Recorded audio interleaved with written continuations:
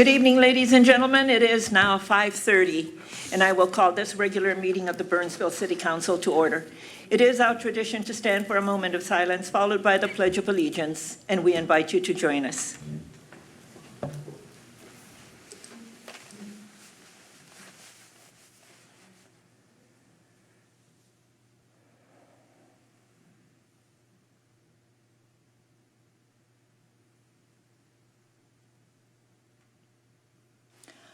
I pledge allegiance to the flag of the United States of America and to the republic for which it stands, one nation, under God, indivisible, with liberty and justice for all.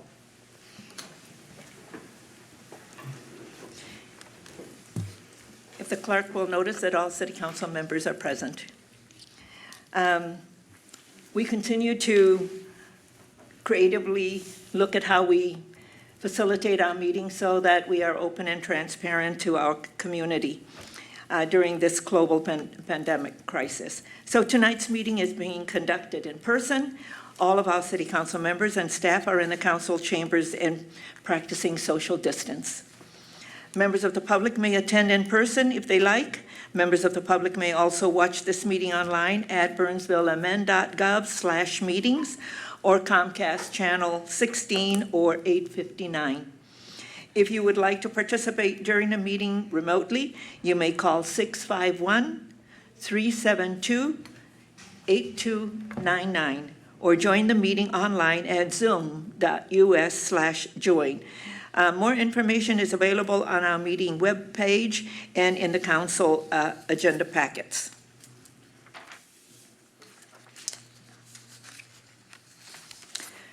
The next item on the agenda is announcements. Our upcoming meetings, our regular council meetings are scheduled for Tuesday, September 22nd at 5:30 p.m. and Tuesday, October 6th at 5:30 p.m. We have a work session scheduled for Tuesday, September 15th at 5:30 p.m.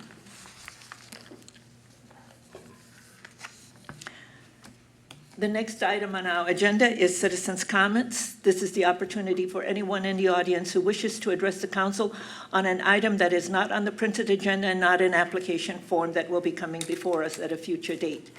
Is there anyone who wishes to address the council? Anyone who wishes to address the council? Seeing no one, I will move on. The next item is for emergency items only, and this is additions to the final agenda. Ms. Mascali, are there any items, emergency items to be added to the agenda? No, Madam Mayor. Thank you. Members of the council? Okay, thank you. We will move on. The next item is the consent agenda. The consent agenda is a group of items that's considered to be routine and will be enacted by one motion. However, an item on a consent agenda can be removed for a separate discussion and vote. Is there anyone in the audience who wishes an item on a consent agenda to be removed for a separate discussion and vote? Anyone who wishes an item to be removed? Ms. Mascoli? No, Madam Mayor. Members of the council? Councilmember Keeley? Item 4L. Item 4L. Okay.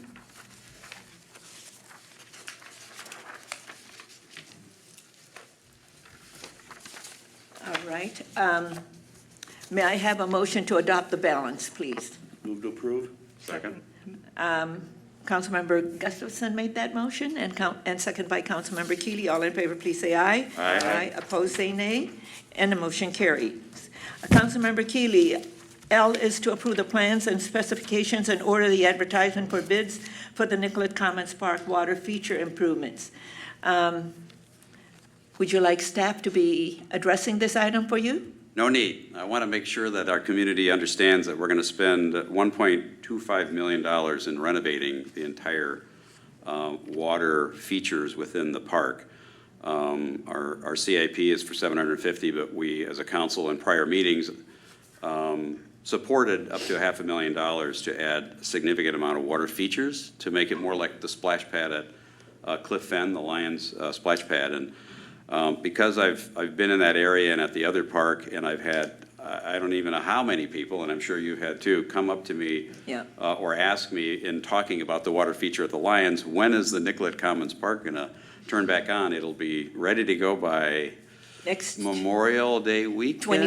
2021. Between now and then, some of your tax dollars are going to go for a very significant maintenance and upgrade to hopefully last it for many, many years without requiring more. But it's going to be quite something when it gets open next summer. So we all have something more to look forward to through this cold COVID winter that we're predicting. yeah. Thank you.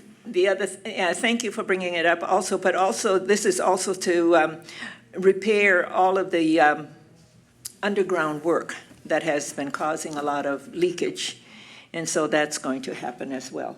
So very good. Would you like to make a motion, Councilmember Keeley? I would move to approve the plans and specifications and order the advertisement for bids for the Nicollet Commons Water Park Feature Improvements Project 20-405.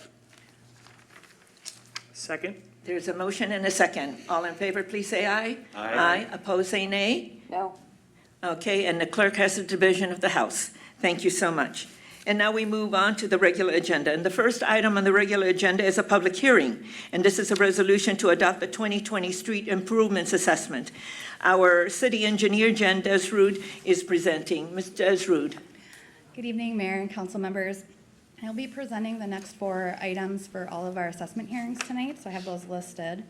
We'll start off with item 5.A, the street improvements, and they're broken out into 3 contract areas. Those contract areas, we'd like to present overall program details of each contract, and then have the public hearing broken up into each contract area. So I'll have a slide to break each contract into its own public hearing portion. Just wanted to give a little history of our pavement management program. It's been around since the 90s. So for 30 years, we've been improving our streets in a systematic manner. We have a 3-year citywide condition rating that we look at every street every 3 years, and we apply a rating to it. So I have those ratings there. We also don't just rely on the rating, but we have a human touch too. We go out and inspect every street before, so we make sure that we're doing the right action at the right time. And special assessments are part of the policy. We assess up to 40%. The 3-year average rate that's been used the last several years has been less than 40% for the most part. So here's our street projects overview for this particular cycle. Back in March, we ordered the preliminary report, and then in November, almost 10 months ago, we had our first neighborhood meetings to introduce the project to the residents and the property owners. We had our improvement hearings broken into 2 different hearings in January and February, and then we awarded our contracts in March. Prior to each area starting, we mailed a project bulletin, and in the past we've had in-person meetings, but that wasn't possible this year. So we did a project bulletin and directed people to the website and gave contact information through the mail. Our construction season, April to October. And just want to point out that this year our construction season was pulled forward. We started everything earlier than usual. So everything was completed, all the streets were paved a lot sooner than had been in the past. A lot of times we're still paving right now, and all of our streets have been paved, last one in mid-August. And then last month we mailed out the assessment notice, which invited people to this hearing and told them their final assessment amount. Tonight is our public hearing for the special assessment. I know we have people here to speak to it. And then in the fall, we'll be doing a project satisfaction survey, which we started last year, and we're going to continue to do that on an annual basis so we can get feedback from our residents and the people who are on the projects, and we can continue to make improvements. And then the project's not over. We're having our special assessment hearing, but warranty work, punch list items continue through the fall and into the spring to make sure that all of it is completed and done to our satisfaction. So for special assessments, the methodology, and this is for our first 2 contract areas, the 101 and the 102 areas. The Southwest Burnsville area, if you recall, has a different policy, and so I'll be going through that a little bit later. The methodology for the first 2 contracts is based on the footage abutting the street, and it's measured 30 feet back. And it's also, the rate is based on the width. So a residential street pays a residential width, and then there's wider streets, and so their rates are based on that width.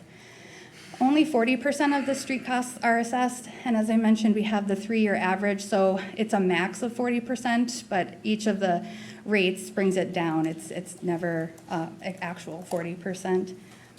We have, oh, yes, Mayor?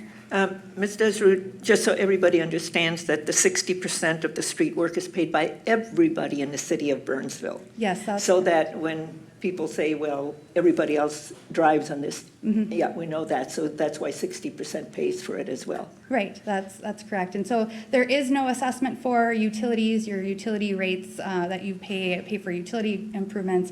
60% of the street work is paid for by all taxpayers, and any other work that we need to do to get the streets up to par, if we do any signal work or anything adjacent, that's not assessed. It's part of the regular taxes that everyone pays. For special assessment payments, there are a few payment options. So anyone who wants to avoid any interest can prepay by November 15th of this year, and they can pay online. We have an online option, or they can write a paper check and mail it in or drop it off. If we don't receive a prepayment by that date, then it will automatically go onto the property taxes starting in the next year. There is a hardship deferral that people who think they might qualify, it's income-based. They would have to apply by September 30th. And they do that at the county, or do they do that here? Here, yep. Yeah. So they should contact the city and get an application. That information is also on our website, the hardship deferral information. The repayment terms are based on the amount. So for a lower assessment, anything less than $200, there's just a year repayment. For 200 to 1,000, it's 5 years. 1,000 to 2,000 is 10 years, and 2,000 above is 15 years. And the interest rate this year is 4.5%. And there is, per state statute, the right for anybody to object, and they have to do that in writing before the end of the public hearing tonight. We've gotten 3 objections in writing, and I'll talk about those as they come up. But anyone else who wants to object can do so in writing. And the council can continue the hearing if necessary to work out on those objections. If the council approves the assessment, all of the assessments, the next course of action would be for the appealer to take it to district court. So this is the first step if they want to appeal, and the second would be to take it to district court. So we have 3 construction techniques that we use. This year, we didn't have any water main replacement, so we did not have any street reconstructions, which would be full curb replacement and full pavement replacement. So we didn't have that this year. So I'm going to start with our street reclamation. We replace all the pavement. We do spot curb replacement. We repair sidewalks for Americans with Disability Act. We repair and upgrade utilities as needed, tree removals if they're needed, and we look at the street to see if the street lights are due for an upgrade. Those project areas are River Hills Drive, Highway 13 Frontage Road, the Happy area, Hennon Road, Forest Glen, and Dakota Place. And those are mixed into multiple contracts, those areas. The street rehabilitation is replacing the top 2 inches of the pavement, again, spot curb replacement as needed, repairing sidewalks as needed, and repairing utilities as needed. And those project areas this year are Lark Industrial Boulevard, Parkwood Drive, Travelers Trail, 141st Street, Nicollet Court, 143rd Street, and the Southwest Burnsville area. Again, in multiple contracts.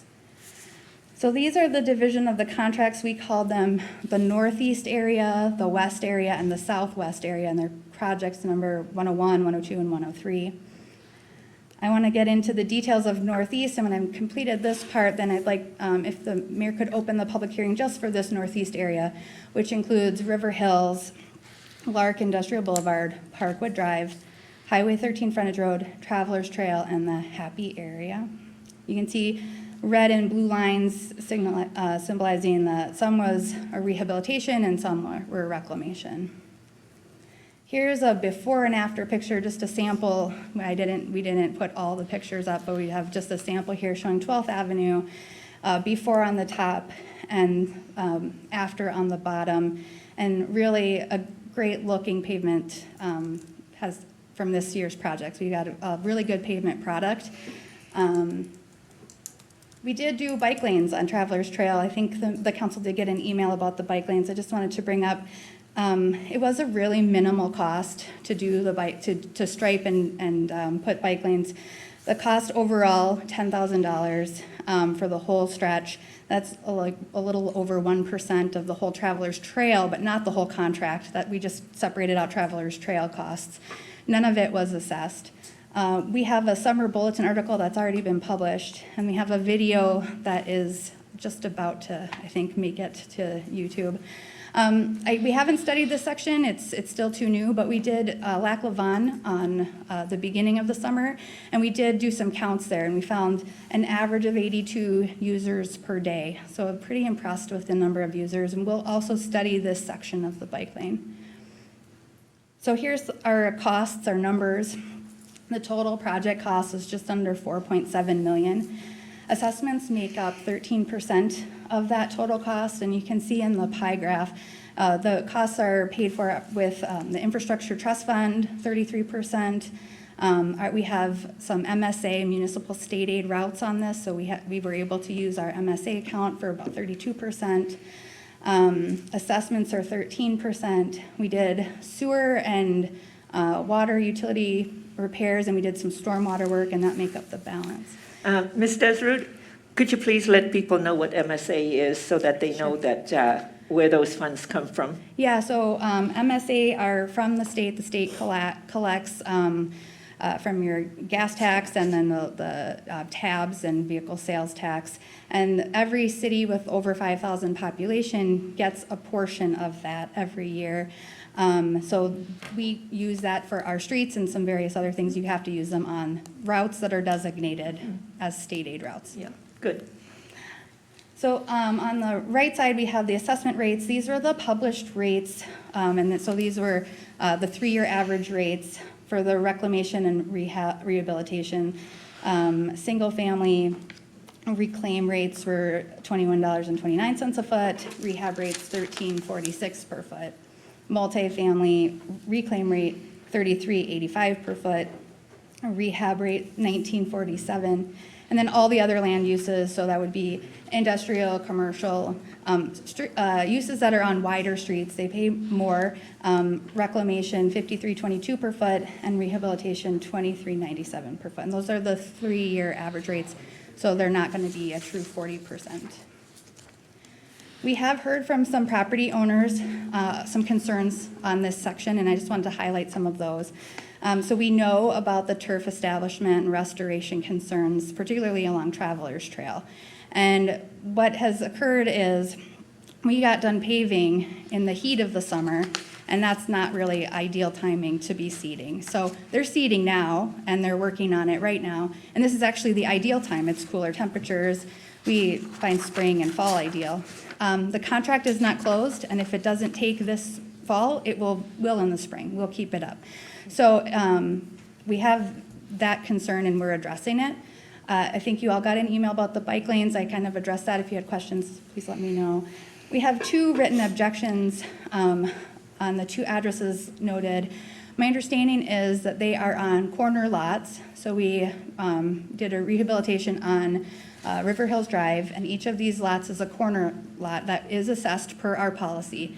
They're assessed half of the long side with this project per our policy for assessments.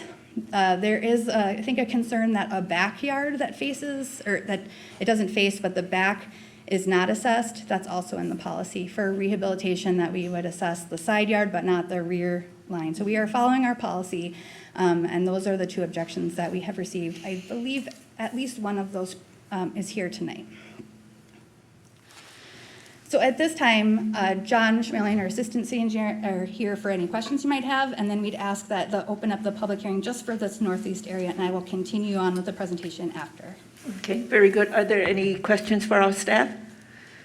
Okay, thank you. I will now open the public hearing, and I understand that I have Mrs. Robin Schroeder. And this is 11909 River Hills Circle. Good evening. I'm Robin Schroeder. Nice to meet you all. I'm here today to discuss what I consider an inequity in the special assessment for the street reclamation and rehabilitation project in Burnsville. I also have another written one from another neighbor. As you stated, I live at 11909 River Hill Circle and have benefited from the improvement project, as have all my neighbors. The new road and sidewalks are markedly better than before, and more importantly, exponentially safer for us all. I'm not here to debate whether the improvements were needed or not. They absolutely were, and our whole community has benefited from them. I'm also not naive to think that I shouldn't have to pay for my fair share of these improvements. Quite the contrary, as I've dutifully paid for the city-mandated snow removal on the sidewalk along my residence. I accept that as a property owner with sidewalk, I'm obligated to pay for snow removal so that my friends and neighbors can use the sidewalk safely in the winter. What I'm here to discuss is the burden of the cost of the road improvements being placed on the disproportionately small number of citizens that benefit from the project. The special assessment policy states that as part of the financing for improvement projects, special assessments may be used to share the costs with benefiting properties. In my cul-de-sac, for instance, there are 9 properties that equally benefit from the River Hills Drive rehabilitation, but only 2 property owners are being assessed for it. These 2 property owners, myself included, are required to pay over $1,600 for the road project because we have land abutting the road. The other families who own nothing for the project, however, cannot access their residences without the road that was rehabilitated. The only way these families can get home is by using River Hills Drive, and it is my firm belief that everyone in the cul-de-sac benefits equally from this project, not just those with land abutting it. My cul-de-sac is not an exception either. The only way to get residences on Rolling Oaks Road is through River Hills Drive, yet only those individual properties abutting the project are assessed. The same is true for those on Red Oak Circle North, South, Red Oak Court North and South, Somerset Lane, and Bay Point Drive. There are over 150 single-family residential homes on these streets that directly benefit from this project, yet only 6 of them are required to pay for the special assessment. Under these circumstances, I do not believe it is fair for such a small proportion of owners to have to pay for a project that equally benefits a great number. I understand that there is a standard method and formula within the city's policy to standardize assessments so that, as the policy states, the cost can be applied consistently, fairly, and uniformly. I do not believe in this case that the costs are being applied fairly. As I mentioned before, the city's policy on special assessments states that as part of the financing for improvement projects, special assessments may be used to share the costs with benefiting properties. Additionally, the city's policy states that public improvements benefit more than those properties that directly abut and benefit from the construction. More simply put, the policy states that special assessments can be shared by all benefiting properties, and the benefiting properties aren't just those that are abutting the project. Furthermore, the city's policy recognizes that the standard method for determining assessments is not the only way. The policy states that in certain situations, the City Council may determine to use a methodology for apportioning assessments on a basis other than lineal footage, such as a per-lot assessment methodology. When the Council determines that use of the standard lineal footage methodology results in a substantial inequities among similar types of properties. Of note, there's already a precedent of deviation from the lineal foot methodology in this project, as 450 feet of road between Red Oak Circle North and Red Oak Circle South, which belongs to our homeowners association, was not included in the assessment. This is a break from standard, as city policy states that in situations where the land adjacent to the road being improved is common land owned by all property owners in the HOA. All property owners in the HOA will be assessed an equal share of the total assessment. Had the standard method been used, 102 residences would have shared in this special assessment, yet they were excluded. I believe this is a textbook case of a substantial inequity, as only a very small number of residential properties are being assessed as compared to the vast number of residents that benefit. And I urge the council to determine a methodology other than the standard lineal foot methodology. In closing, I would like to request a revision of the assessment to include all single-family residential properties that require the use of River Hills Drive for access to their properties. There is no doubt that all these properties have benefited substantially as their use of River Hills Drive is not optional, but required to access their properties. This revision of the assessment would be a fair, common-sense approach to relieve the substantial inequity imposed on a very few property owners and is in line with the policies of the city and Minnesota State Statute 429. Thank you for your time. Thank you very much, Mrs. Schroeder. Ms. Desrude, could you please address the issue with regard to those streets that go in and what happens when we have to rehabilitate or reclaim any of those streets? Who pays for it, and do they have to pay if they're crossing over? But because all of those streets that have access to River Hills Drive, which is a thoroughfare, so what happens to all of them when they get reclaimed or rehabilitated? Can you speak to that, please? Yes, Mayor and Council. So the, all of those streets will eventually be in the program, and they will all be either a rehab or a reclaim at some point in time. I don't really know the schedule at this point, but every single property that's adjacent in the future would be assessed at those rates for the project at the time. The corner lots, per the current policy, are assessed the full frontage on the short side and half the frontage on the long side. And so when we break a project up into two pieces like this, if we don't turn the corner and do the cul-de-sac at this time, the corner lot, per our policy today, would break it into two assessments. Okay. So one of the things is that those lots, or those properties where from River Hills Drive and where they have to access their streets, when they get reclaimed or rehabilitated, they will be assessed. As will I, because I live on that street and that's where my driveway is. So what I was saying is that the River Hills Drive, they can't get to their road in order Yeah. to. Yeah. So did you have a conversation with Mrs. Schroeder? I did not. Okay. I think did you speak with Molly? Okay, so our assessment technician did speak and just explained our assessment policy, I believe, and the reason why we assess the short side, or the half the long side per the policy at this time. Okay. Yeah, and I understand what you're talking about because we've heard the same concerns and in the past with those corner lots where they access another street. I'm going to go to our Public Works Director, Mr. Peterson. Yeah, thanks, Madam Mayor, members of council. We've gotten these concerns for many years, and the response I've typically given as well is that the difference between those who front or have a side yard and those who will go back further into their cul-de-sac is that the aesthetics of the road are improved has a more positive effect on the parcel that's adjacent to it than those that go back into it, because the benefit is not necessarily based upon who drives upon the road.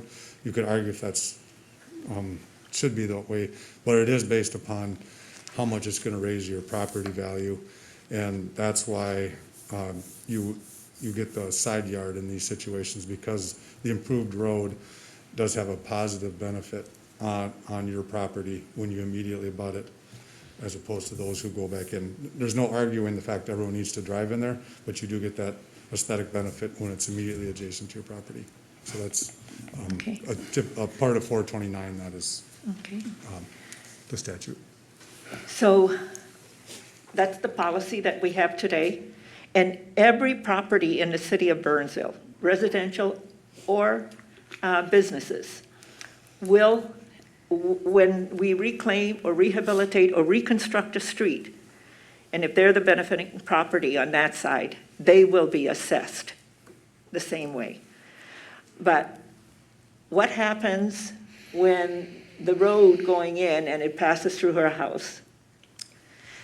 Will she be assessed then on the, because right now you're assessing the front side and half of the side yard, right? So right now, we're just assessing half of the long side, and when we come in the cul-de-sac, as the policy The states, second time around, then the property would be assessed for the short side for the short side, at that time. because it goes through and it's going to be reclaiming or rehabilitating or reconstructing that road. And everybody on that road will be assessed. Yeah, okay.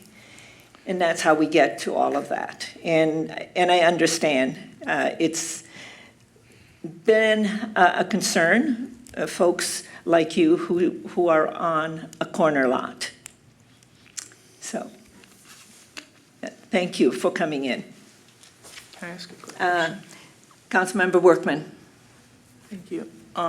Since we're switching to a per, Yeah, that's Lot. next year. right, but so let's say that we were doing this cul-de-sac next year.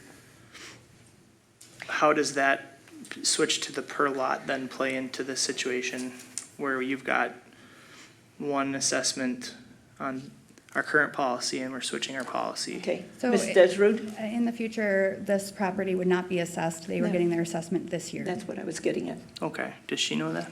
Well, I- we're trying to separate the two policies. That's right. But I don't believe she knows that, no. Okay, I think our staff can work with them on all of that. But right now, it's what we have before us this evening. right, but if we're projecting forward that we're switching our policy, That she will then know that she won't be assessed for that. okay. Thank you. Okay? Very good. Anything else?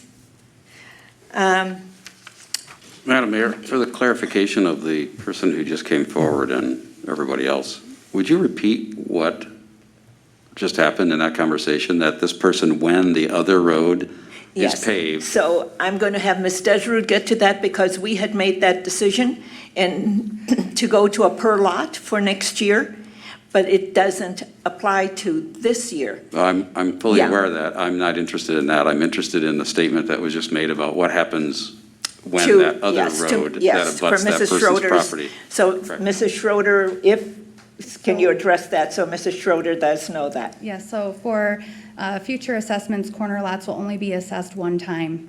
And with this policy, their property's assessed this year. Because of the change going forward, corner lots will only be assessed one time, and she would not be assessed when the cul-de-sac is reclaimed or rehabbed. Right, and if we maintained the current policy and weren't changing to a per lot, when the other side was rehabbed or reconstructed, she would then be looking at another assessment for that side. But because we've changed the policy, She will she's not. no longer going to see any more assessments right. when the other side of her property, the road anyway, abutting, is rehabilitated. Correct. Thank you. Correct. Okay. You're Mrs. Bellandino? Yes. doesn't help her. And I'm here on the same concern as my neighbor Robin. Yeah, for She Red had- Oak Circle. yeah, she had really good points about it, and I just feel like the same way as her, that the costs, even after the explanation of the policy, I don't think the costs are fairly distributed, because I don't really use the cul-de-sac, but the people on cul-de-sac use the road that I'm paying for. So that way, I think they should be counted into the total cost of the cost that we have to pay for it. Okay. Okay. Thank you. And you heard the conversation about what it is today? Yeah. Yeah, I and don't what think it's happens fair. next time, and you're on a corner lot as well, on Yes. Red Oak Circle. But I don't still think it's fair that they're not incorporated into the cost of I the know. main road, Yeah, just because they use it all the time. yeah. Okay. As I mentioned before, it has been a concern for all of the corner lots, and that's why we moved to a per lot, and that will activate next year, because it takes time for us to get to that. But it has been a concern, so we did make the changes. But I'm sorry that it doesn't affect you this year, but when those streets that go through you, next time they get reclaimed or rehabilitated or reconstructed, they will all be assessed. But I don't But really you use won't. those streets, I only use this street. And they do use this street. Yes, And the other street, so they should be paying for that street and my street. yeah. And that's true, And that's why 60% of the people throughout all of Burnsville pay for that, and the abutting properties, the benefiting properties, are assessed to 40%. But all of us pay for the other portion of it. Well, they should be paying because they use that park a lot, and there's a lot of other cities, people that live in Yeah. other cities come and use the park. Yeah, And there are because you're leagues on that Red Oak. play Yeah. racquetball all the time. It's heavily used, so I don't think it's the fair decision, that's all. Okay. Thank you for coming in. Okay. I think those are the two for 2101 and 2102 projects. Is there anyone else? We haven't done 2102 yet, just 2101 at this time. Just 2101? Yes. You're right. Is there anyone else who wants to speak to street improvement contract 2101? River Hills, Happy Reclamation, Parkwood Rehab, Travelers Trail, Highway 13, Frontage Road, Lark Rehabilitation, and River Hills Rehabilitation. Seeing no one, I will close the public hearing. Members of the council, your pleasure. Move to approve. Councilmember Gustafson makes a motion to approve the assessments for 2020 Street Improvement Contract 2101. Is there a second? Second. Councilmember Workman seconds the motion. All in favor, please say aye. Aye. Opposed, say nay.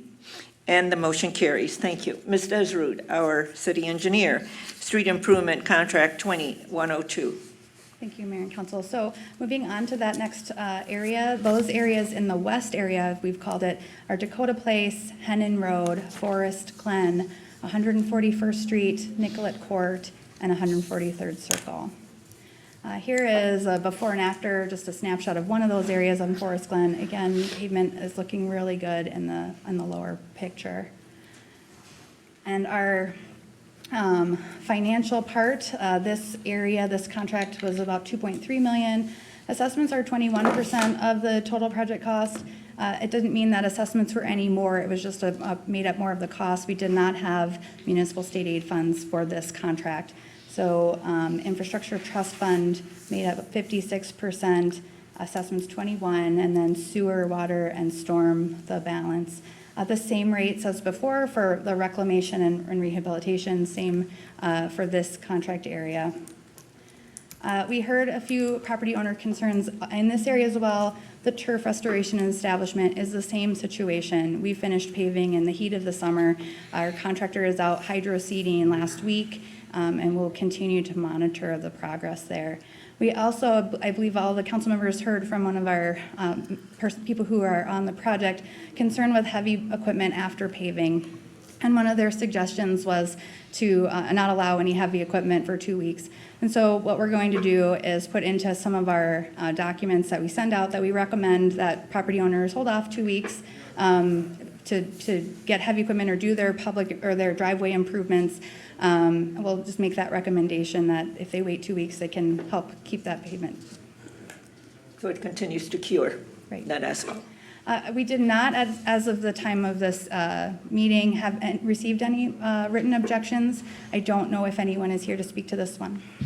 Okay, I don't have anyone on the list, but is there anyone who wishes to speak to street improvement contract?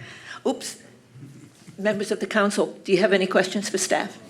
Okay, I now open a public hearing for 2020 Street Improvement Contract 2102. Is there anyone who wishes to speak to this item? Anyone who wishes to speak to this item?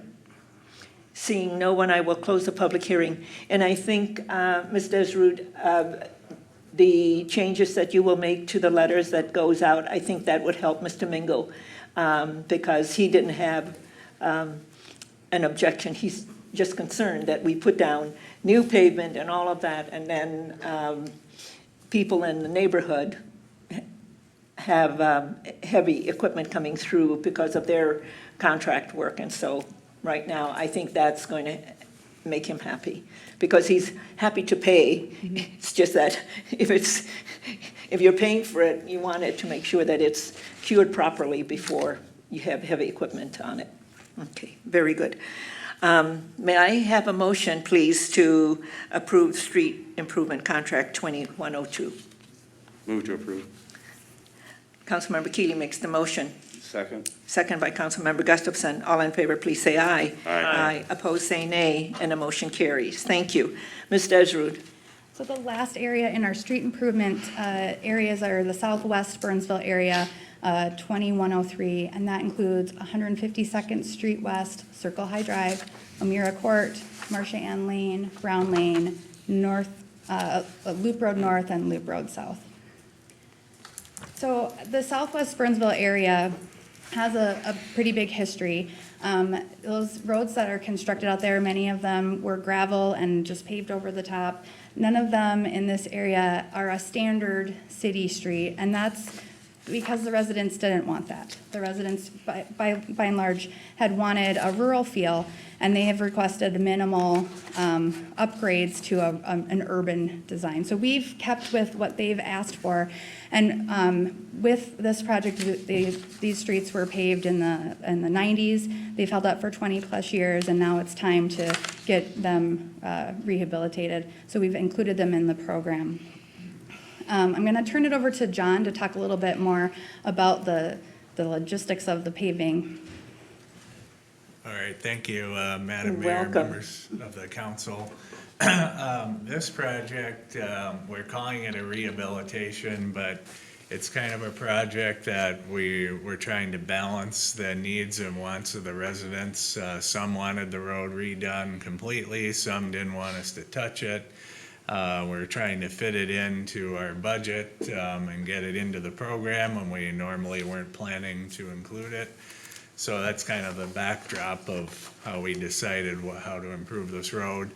And during the design process, we kind of proposed basically like a beefed up rehab where we did a lot more pavement replacement before the overlay was placed. A typical rehab would only have maybe 5% or as much as maybe at max 10% pavement replacement before we do an overlay or mill and overlay. This one, we had presented it from the beginning as we're looking at doing a lot more than that, 33%, a full third. When bids came in, we looked at the budget and what we could afford with, we got some good pricing and we have some contingency with every project. So I actually did a lot of the pavement removal marking myself because there were, I will say this, a lot of those roads were in pretty poor condition. Yeah. So we replaced in the end 45% of the road surface, ripped it out and replaced it before we put the overlay. These pictures on this slide, the top one especially would show, both show, the bottom one's hard to see, but really where we did do full pavement replacement was where the road was alligatored and opening up, or even possibly even kind of almost like exploding and coming right off the road. So we did those, ones like the one shown, we did do full width, full depth replacement. But there were a lot of areas where we left pavement that was broken up but still pretty tight.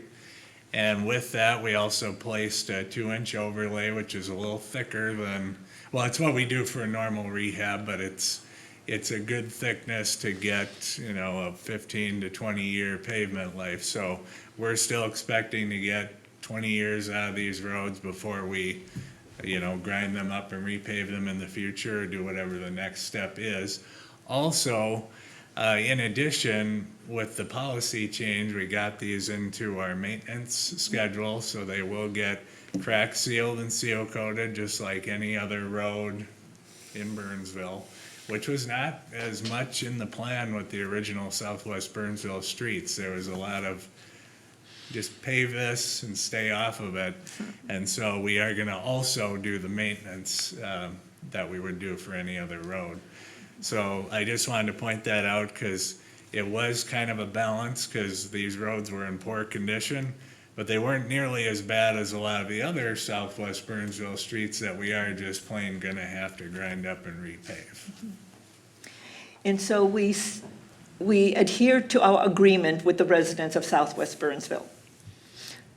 And until they come to us and say that they want the road to be rehabilitated or overlaid, then we can have that discussion.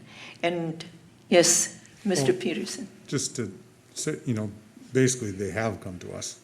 The reason we are doing this project is because more of the people are now wanting some of the same services that others did have. Yeah. So, Yeah, I was This getting to the was work a- session that we had. exactly. Yeah, we Right.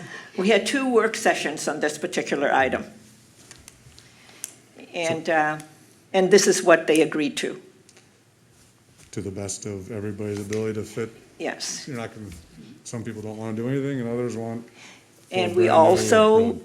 agreed that they would be coming when we get the bids. And they were happy that the bids were below what we had estimated. Am I correct in recalling that? Yes, Ms. that's correct. Desrud? Yep, that is correct. Okay. And so with that, we did not have any objections when we accepted the bids. Correct. Okay. Yep. So this is a before and after, again, a snapshot of Loop Road North, the top being the previous and then the bottom being a really nice pavement section. And then to the mayor's point, we did have a lot of work with the Southwest Burnsville. This is a history of that policy update, started before 2017. So been working with this for more than 3 years and before that even. The work sessions that you talked about, there's numerous ones in 2017, open house with the residents in June of 2017, another open house in October of 2018. We had the council adopted policy updates. We continued it because there was more work to be done. And then council work session discussion, people came in and talked there. The final council adopted policy was on February 19th, 2019. And that led to the per unit policy that we have done in the Southwest Burnsville area. Here's the cost breakdown here. Total project cost was $912,000 about. Assessments 34%, although in the Southwest Burnsville policy, we applied the actual costs, but we did some utility work, so those were pulled out of the assessment, and that's why the assessments are 34% of the total, because utilities were not included as the project cost for that purpose. There's 1% that I see in here, because most of them have private utilities. Right, so there is a little stretch Yeah, of public and I utilities. remember that. Yep. And then some storm work, and most do not have storm sewer, but there is some culverts that needed to have work done. So based on the policy that was adopted, the per unit assessment is $4,184. There is a deferral sliver there as well. For properties that are subdividable by the code, by the current code, they would not have to be assessed until they subdivide, and that could any time within the next 15 years. And if they subdivide in year 16, well, then there's no assessment to be paid then. So property owner concerns. There was initially concerns with the costs. Our engineer's estimate, as the mayor had noted, was much higher. We got the bids. We sent out another notice with what the actual estimated cost would be. This cost is slightly less than that even. So we kind of put in a little contingency when we sent out that notice when we awarded the contract. And then based on the actual costs, it came down slightly from there. There is a person here tonight who has got a written objection, and his concern is, to my understanding, about the type of construction. And to speak to that, we kind of led up to that is, we could have done a full street reconstruction. It would have cost a lot more for everybody.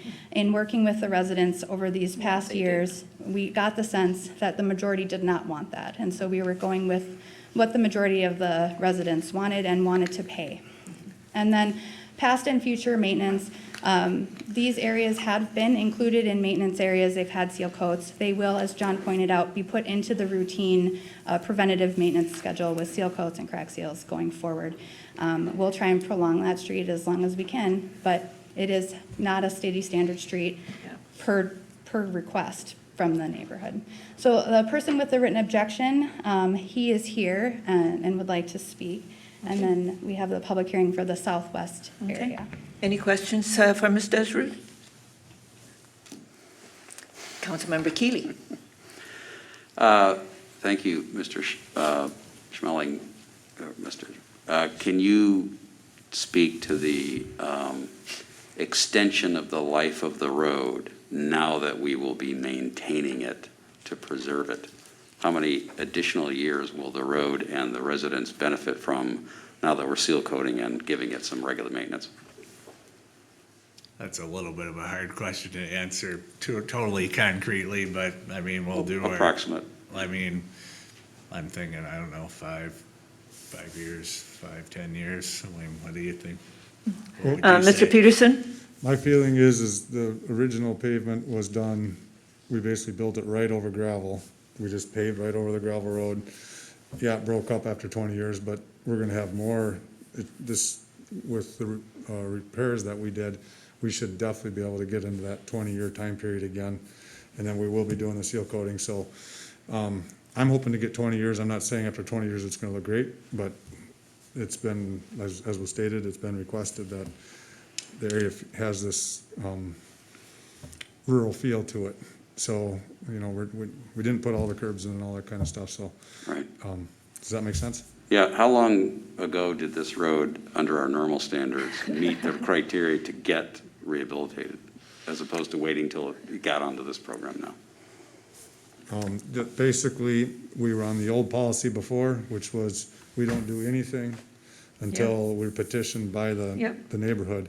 That's right. So the residents have had a little bit of change of heart and wanted to be included into the city's program, but not all the way to the point that we're gonna provide a city standard street. So we kind of did a hybrid of the 60/40, that will kick in the 60% of it. You know, that was just in the last 3 years, so before they weren't on the plan at all. But granted, they've been paying property taxes like everybody else, so they should get some benefits. So I think we've done a really good job of getting the process through and then finding a solution where the city can assist. We can meet middle ground on not putting in a road that would have cost twice as much, but still having a pavement out there that's maintainable by us, is safe for people who want to walk and bike and drive.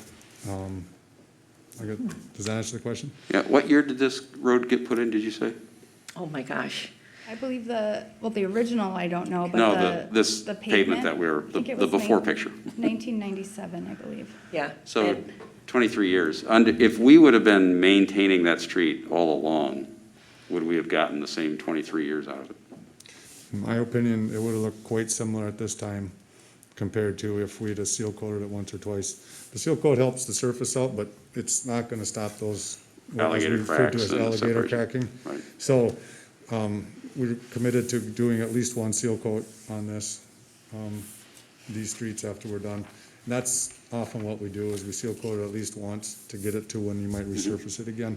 Once you start seal coating and crack sealing roads that get to that point, It's beyond, right? you're just wasting money. Thank you. Okay. Are there any other questions for staff? This is a public hearing. I will now open the public hearing for 2020 Street Improvement Contract 20-103 Southwest Burnsville Rehabilitation. Mr. Dale Ronning is here to speak. Good evening, Mr. Ronning. Good evening. First of all, Honorable Mayor and City Council, I appreciate you giving me the time to come up and speak my piece. Sure. We Also- read all your letters and all of your communication Well, I with appreciate staff. you taking the time to look Yes. through that, because I try to give as much information as I Yes. can. You and I'm Mr. trying to- Schmeling have had a lot of correspondence. Yes, yep. Yes. And I've been concerned for, many years about how it was started, because I moved in 2 weeks before they paved it the first time. So In 1997, it was actually 99? 98, I think, but yeah. 98, yeah. okay. So. And so you were there at the time when the agreements were made? Well, I wasn't part of the agreements, though, so. Everybody had a voice. uh, We had a public hearing. but the We had people- meetings. But the people that sold me the house were at the public hearings. Oh, okay. I wasn't. Okay. I didn't even know it was coming until we moved in, and so Okay, that was the issue. Had I known, I probably would have got involved a little bit more as far as why paving on just the gravel that's there and not making sure that it's a uniform subgrade, and you know, there was fence posts and things in the way that you just paved over, so so yeah, it has held together okay, but I think the lack of maintenance over those 20 years created more of a patching issue, and yeah. it should have basically been entirely just redone, you know. But I know people voted for it, the other one, but Yeah. that's because, excuse me, that's because it's cheaper.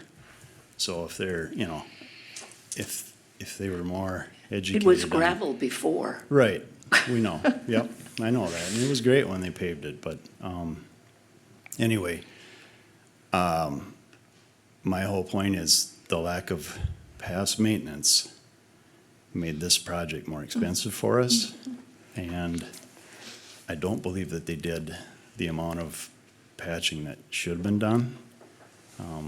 There was just a lot of areas, and I mean, they patched twice. They came out and patched, and they came back out and marked more, because I think they were looking at budget.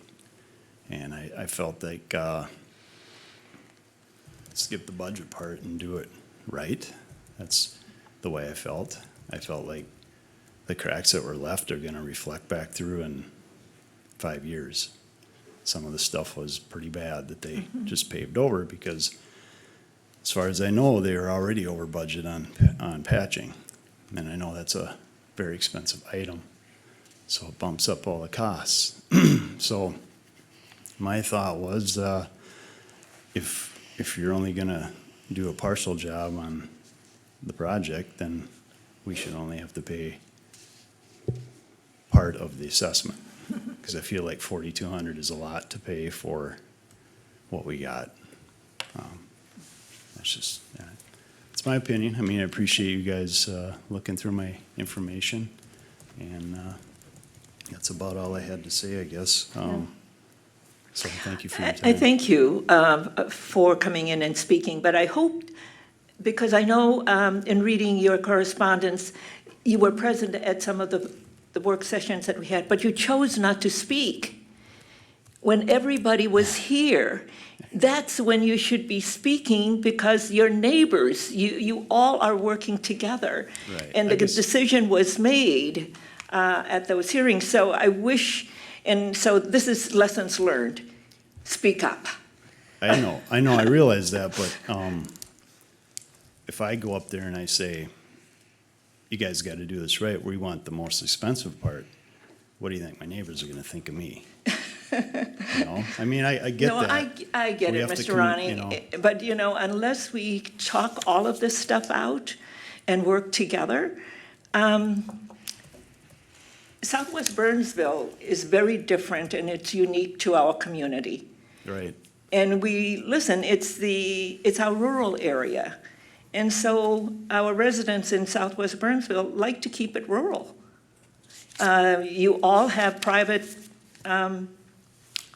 utilities. You have your, so everybody has their own well, their septic tanks and all of that. And only the neighborhood to the east of you in Southwest Burnsville, when you come in on 155th, that's the only one that has 1 acre lots, but they have private utilities. They chose to have city utilities pulled in.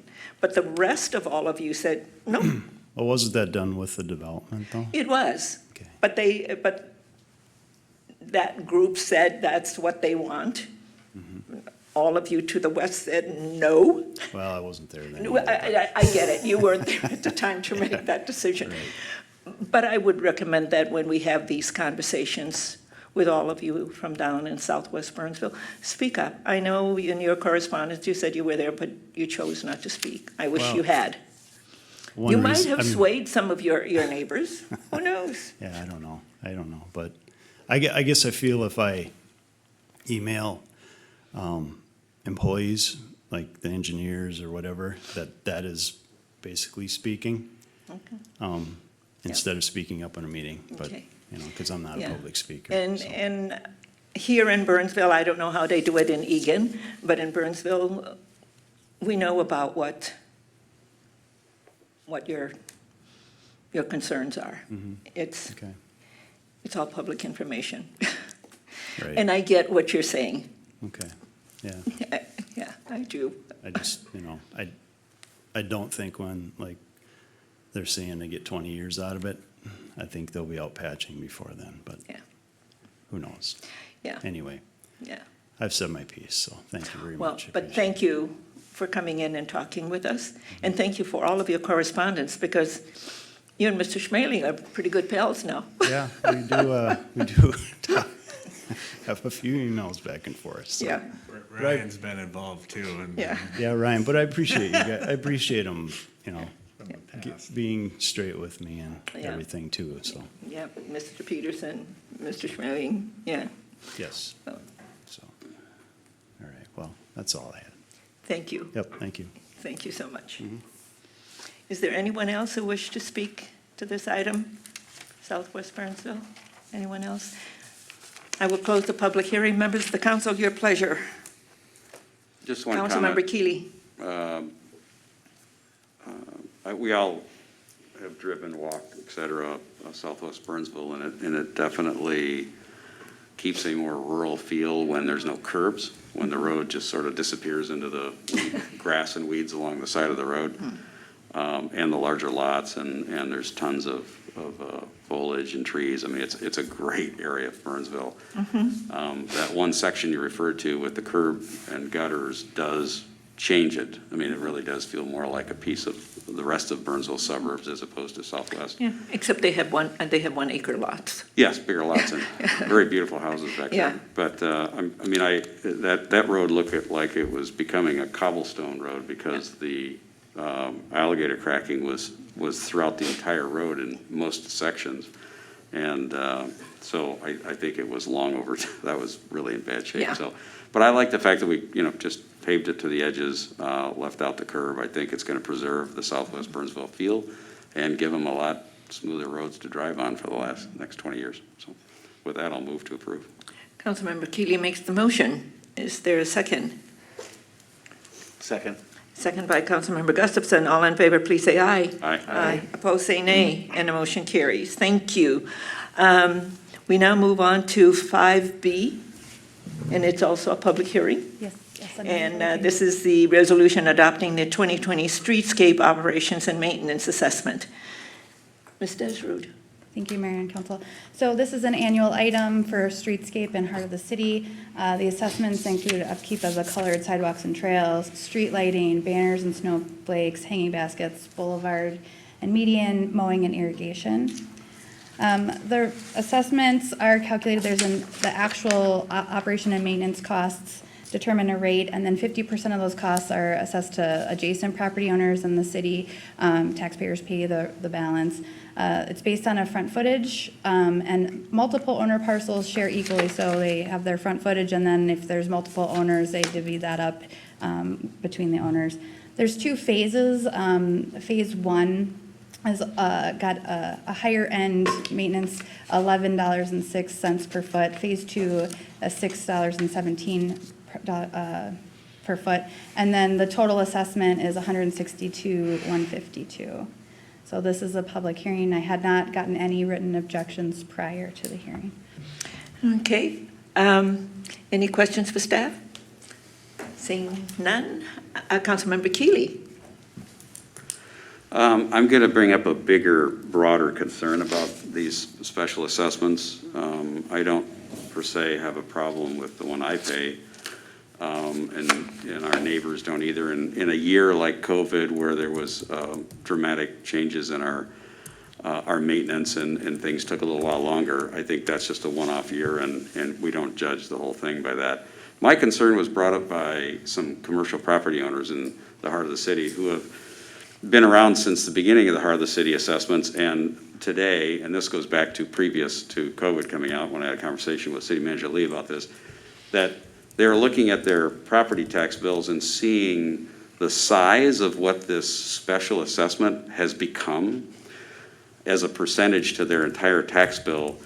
And I've never looked or talked to anyone about it, so I was in the dark as to what it really was, and the examples that I walked through with these property owners was a bit eye-opening for me and astounding. I mean, it's a significant piece of their overall property tax bill, and I can understand why they are stepping back going, what am I getting today for this large dollar amount that I'm paying?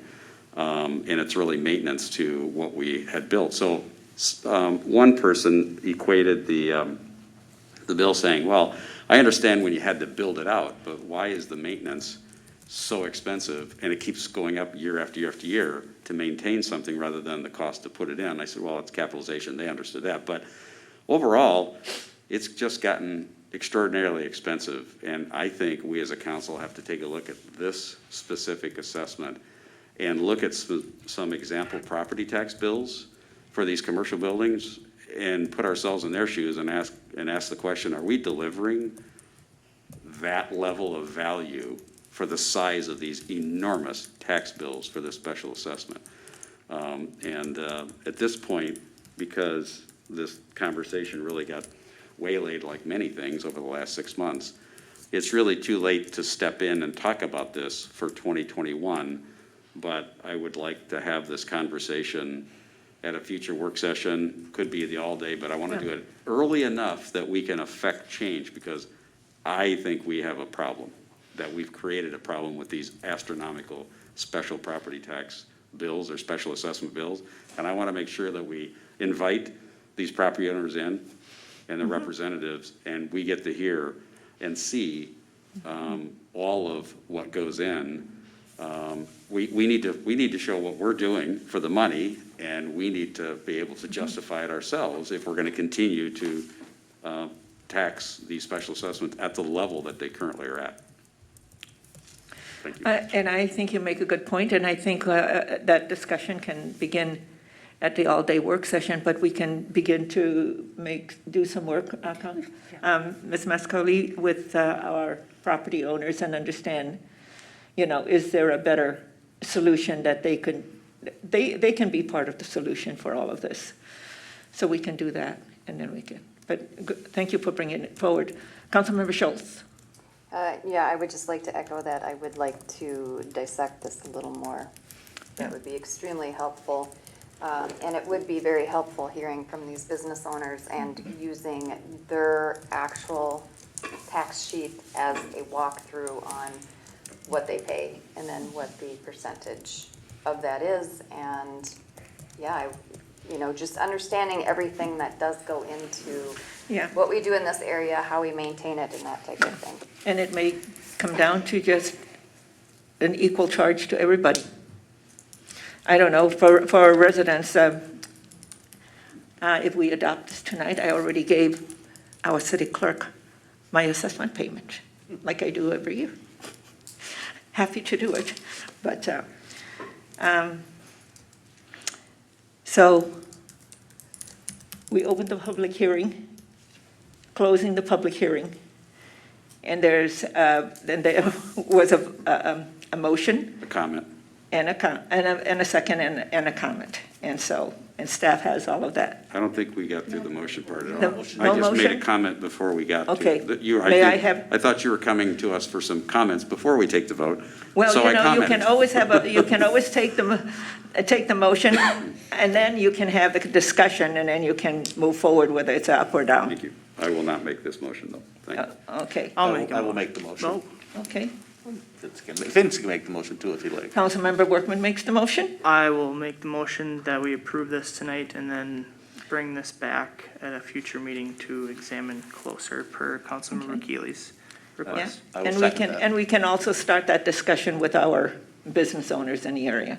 And you're seconded, Councilmember? And I would like to say, I agree, we need to include our business. So there's a lot of new business Yeah. owners in the heart of the city today. Absolutely.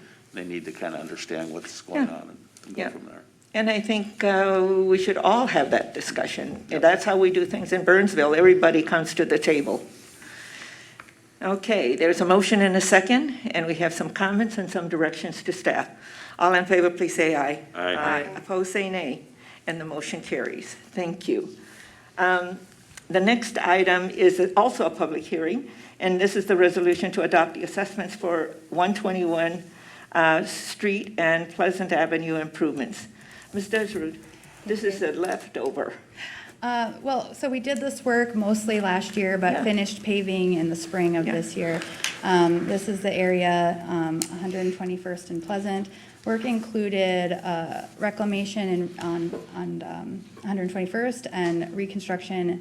There was a lot of soil corrections work, and I have a great picture later. And then we did improve the trail that was already there, reconstructing the trail.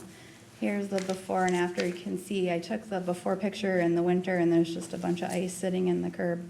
And we probably won't have that ice this winter. I'm thinking it will drain really nicely. So a much improved in this area. This is Pleasant Avenue. We had a lot of funding sources on this one. We had infrastructure trust fund assessments making up about half of it. We had sewer and water storm. We got a grant from Dakota County. There was some well closures that were part of this project.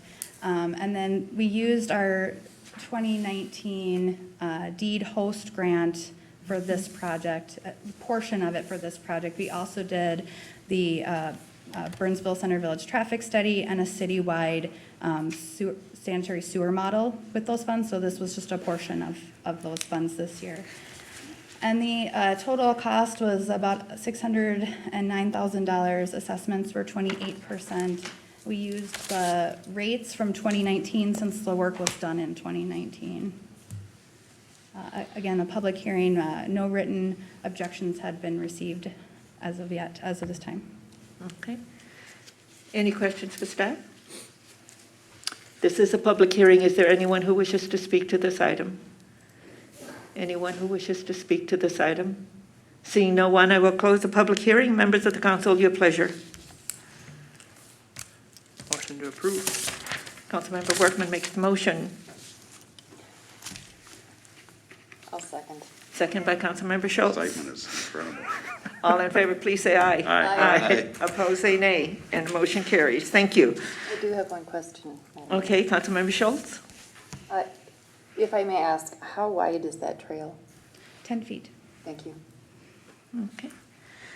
The next item is 5D. This is also a public hearing, and this is the resolution adopting the 2020 miscellaneous assessment. Ms. Desrude, This is my last one. it is your show. So we do have just a variety of assessments that we kind of lump together. We have unpaid false alarms, those total $540. If anyone wanted a driveway upgrade, a driveway apron upgrade, we have $0 this year. And then we have just public improvement types of things.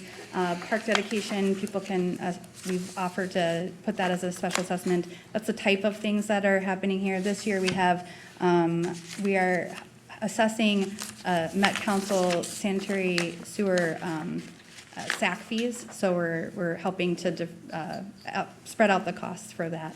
So those are our miscellaneous items this year.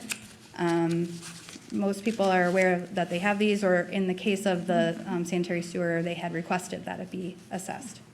Okay. Any questions for staff? Okay. This is a public hearing. Is there anyone who wishes to speak to this item? Anyone who wishes to speak to this item? Seeing no one, I will close the public hearing. Members of the council, your pleasure. Move to approve? There's a motion. Councilmember Gustafson makes a motion, second by Councilmember Keeley. All in favor, please say aye. Aye. Aye. Opposed, say nay, and the motion carries. You are done, Ms. Desrude. Thank you very much. And thank you. And the next item is the discussion and a sketch plan for 14020 County Road 5 for workforce housing.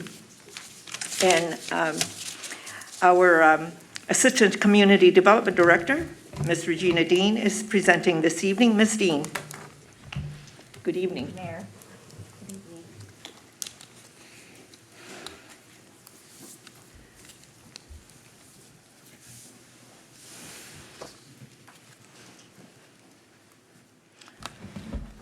Good evening, Mayor, members of the council.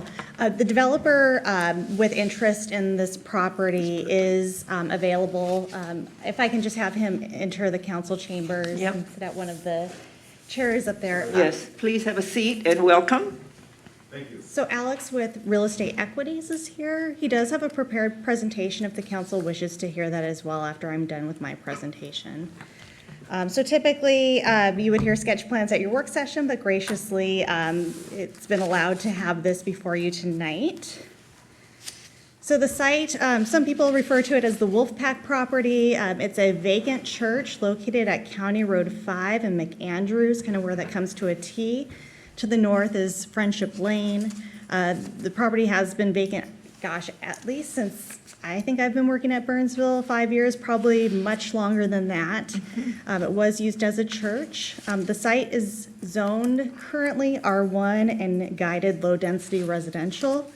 I should note that this property is in the process of being re-guided to mixed use.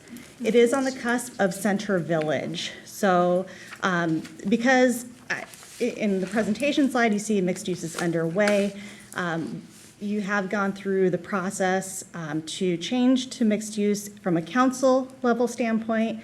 We do have to bring this forward to the Metropolitan Council, but we can't do that until we're done with some environmental work for the overall Center Village area. That's in the works. So the specific developer proposal, they are requesting a TIF housing district for the site. And to my knowledge, there has not been a specific TIF housing district within the city of Burnsville. The specific concept that you'll see in your packet is for 175 units. And the potential unit breakdown is 48 one-bedrooms, that includes studios, 86 two-bedroom units, and 41 three-bedroom units. Three-bedroom units are somewhat unique. You don't see a lot of new product with three-bedroom units. The proposal could include a 4-story apartment building. In the past, previous councils have seen concepts for, I would say, higher density type housing, senior housing. I think the last proposal that was brought forward, which was ultimately withdrawn, was for Presbyterian Homes for about 160 senior units on that site. So it's not unusual for this site to see some sort of higher density type housing. The proposal would include underground parking, surface parking to meet code, as well as provide a number of community amenities. So a gym for residents, some outdoor common space, higher level finishes that you may see in even some of our market rate apartments that you see now. Rents would range from $900 to $1,511. And this would be 100% workforce affordable housing with area median income levels at 50 to 60% of Burnsville's median income. And then we have the conceptual site plan of a U-shaped building. Again, this is all in concept right now. And then some interior and exterior concepts that were pulled from the developer's presentation, just to give you a feel for what this could look like should they pursue the site. I do want to point out, just from a city standpoint, that from the Metropolitan Council, we do have an affordable housing need, and that is 266 units, and that's from present to 2030.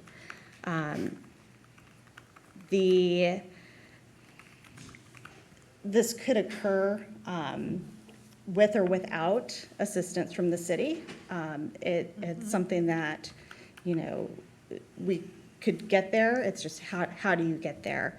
I do want to note that this number can change. It can potentially increase. Things that would increase this number could include additional housing in your comprehensive plan. So when you're looking at changing properties from business or industrial to mixed use, that gives potential to allow additional housing, just housing number of units, and that could kick up the number for the need the need based off of the Met Council's projections to increase that number from 266 to higher. That number is unknown at this point. And then there's a lot of information on this slide, but there was a recent study done through the county, through Maxfield, and it demonstrates the housing needs and rental demand based off of the different cities in Dakota County. And these numbers are actually, in most cases, higher than what the Met Council allocation is. So there's more demand than there is, I guess, sort of required by the Met Council, just of note. Go back to that slide, Ms. Dean. It's interesting to me when I look at these housing demand reports, and you go down to Lakeville and Egan, where there's a lot more land than we have, and we're almost built out. And so Lakeville, when you look at the market rate, is 145 to 245, and the affordable is 205 to 225. Is this what they have presently? And they have subsidized at 155, 175, and you look at ours, this is what they have. So That's the demand. So what, there's a need out there, and if a developer were to come and build housing, they could foreseeably see that those units would be filled. yeah, because I look at There's demand out there. our affordable and our subsidized in terms of demand. Why is that not the same in Lakeville or in Egan? I had the same question. This isn't, Yeah, previously the Met Council has been giving cities guidance on what they want them to That- put in yeah. based on what they believe they should have as a makeup of their community. This is a different look. This is saying, based on what, I'd love to know, is the Met Council saying, this is what the demand in your community is? Or is it just rewording the same presentation as So- demand? because Yep, I so was this- on the, on a Met Council when they had these, and I would always argue, and Ms. Faulkner can also speak to this, when they always talk to us about the demand for our affordable housing, and they don't take into consideration, we're an older community. A lot of our single-family units are in the affordable range. So the specific slide that you see in front of you, this is not from the Metropolitan Council. This is from the Dakota County CDA. CDA. And it's a totally separate outlook to what they foresee the different cities in Dakota County to have based off of demand. Yeah. Yeah, well, yeah.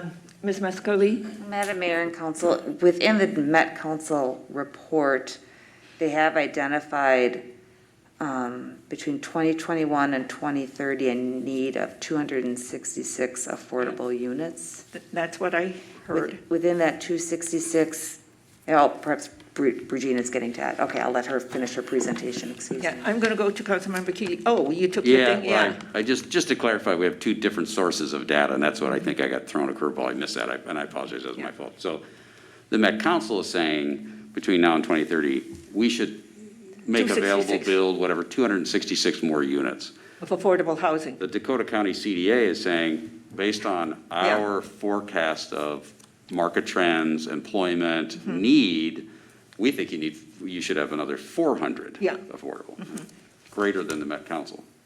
And then I'm wondering, why is that when we don't have much land for Right. any of this? Lakeville is still developing. Yeah. And so is Egan. So apparently they don't forecast the same level of need in one community that has an enormous amount of undeveloped land Yeah. versus a community that's mature. We're about 98, 99% built And out maybe it's because of something to the do with Minnesota River. our CI base, the number of employers that we have and jobs. I mean, we're far Egan has a stronger. lot of employers. Well, I'm comparing to Lakeville, sorry, but yes, Egan does have a big CI. So you would think they would have a large, quote, demand number as well. Yeah. Councilmember Schultz. So according to Met Council, have they land for these additional units? I think they're looking at it's like 15, 20 years out, because in our comp plan, we have units for the Minnesota River quadrant. So the number, it's not designated for a specific area, but when you look at your comprehensive plan and you look at some of your guiding documents and policies, where could these potentially go? Likely near transit, likely in, near the bus rapid transit stations, where, if someone does have an affordability issue and they can't afford a car, that they can take public transit and live near there. So maybe or around Center Village and heart of the city would be the two areas where we could see, this additional affordable housing happen. Now, how do you get there? That's, a policy decision for council. Do you want to help subsidize that through, whether it's TIF housing, through LCDA grants, through, the ALF grant that we have available, or other ways? Or do you want it to occur naturally where, one of the things that would have been very helpful for everybody to remember, how our TIF policy is. It has to have jobs. This has no jobs. It's going to use a lot of services. And our TIF policy talks about jobs, and it also about the growth in the tax base. And that's why we have that. We've never had, in the city of Burnsville, have to pump this prime, because there are people out there who can do this without TIF. And as you pointed out, there are grants. We can go to the Livable Communities grant, some of those things. I remember when we did Chancellor Manor again, and there were nonprofits. And there's tax credits, and there are all different tools that are available to do this. You just need to know how to do the financing for affordable housing. And there is a lot more tools than to use tax increment financing. So, yeah, we should have workforce housing, but there are other tools. Councilmember Workman. Thank you. Just want to clarify, so we're using the 266 Met Council recommendation as part of this report, but then leaning on the Dakota County recommendation, which is significantly higher than the 266. And then when you were discussing earlier about neighboring communities, Met Council's putting Lakeville at 1,400 units, Egan at 472, Farmington 441, Rosemount 783. So every city around us is double or more as far as need goes, according to Met Council. So, I think as a council, we need to decide which graph data we're using? we want to rely on. And I don't know if one's better than the other, but I just wanted to validate and expand on that conversation with the data that I have from the Met Council. Yeah, and I think that's the other thing. Which data are we using? So I'll go to Councilmember Schultz. I think my question was, are there specific parcels which are available now for development? Is what I'm asking.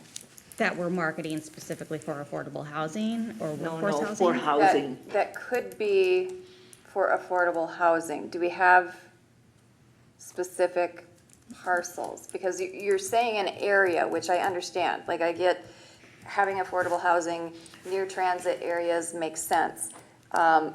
But my question is, what would those parcels be? I'm at a loss on what. So that's a property Parcel. owner's right to market their property however they want it to be marketed. We don't have any zoning or ordinance that says this is for affordable housing. We have zoning that says here's multi-housing. Right. And then it's up to the person who owns the property to put that amount as to what that property is worth to them. I guess I'm looking for a bare piece of dirt. So That's what I'm looking for. Do we got a bare piece of dirt that is near transit? Yes, we Unless city- we own I think we it. have one, right? Sure, Do we have a couple, or what? sure we You have. probably know more. we have more. There's a But number who of, owns it, Councilmember Gustafson? What's that? Who owns that dirt? It's private property.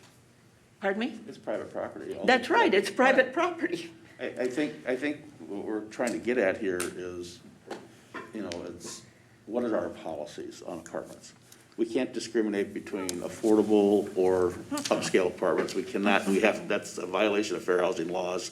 It's a matter of what is our policy, and if it's not, we're not gonna do it for one, we can't do it for someone else coming down the road. I mean, that's our policy, and Yep. that's what it's gonna be.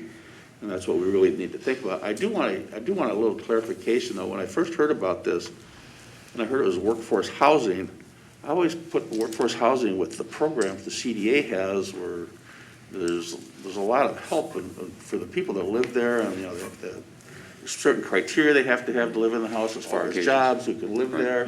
We've heard a lot from the county, about 23% of these people actually go on to homeownership and that. That got me excited. I'm not sure about this, but again, I should probably even stay away from that, because it's a really fair housing law, it's a policy.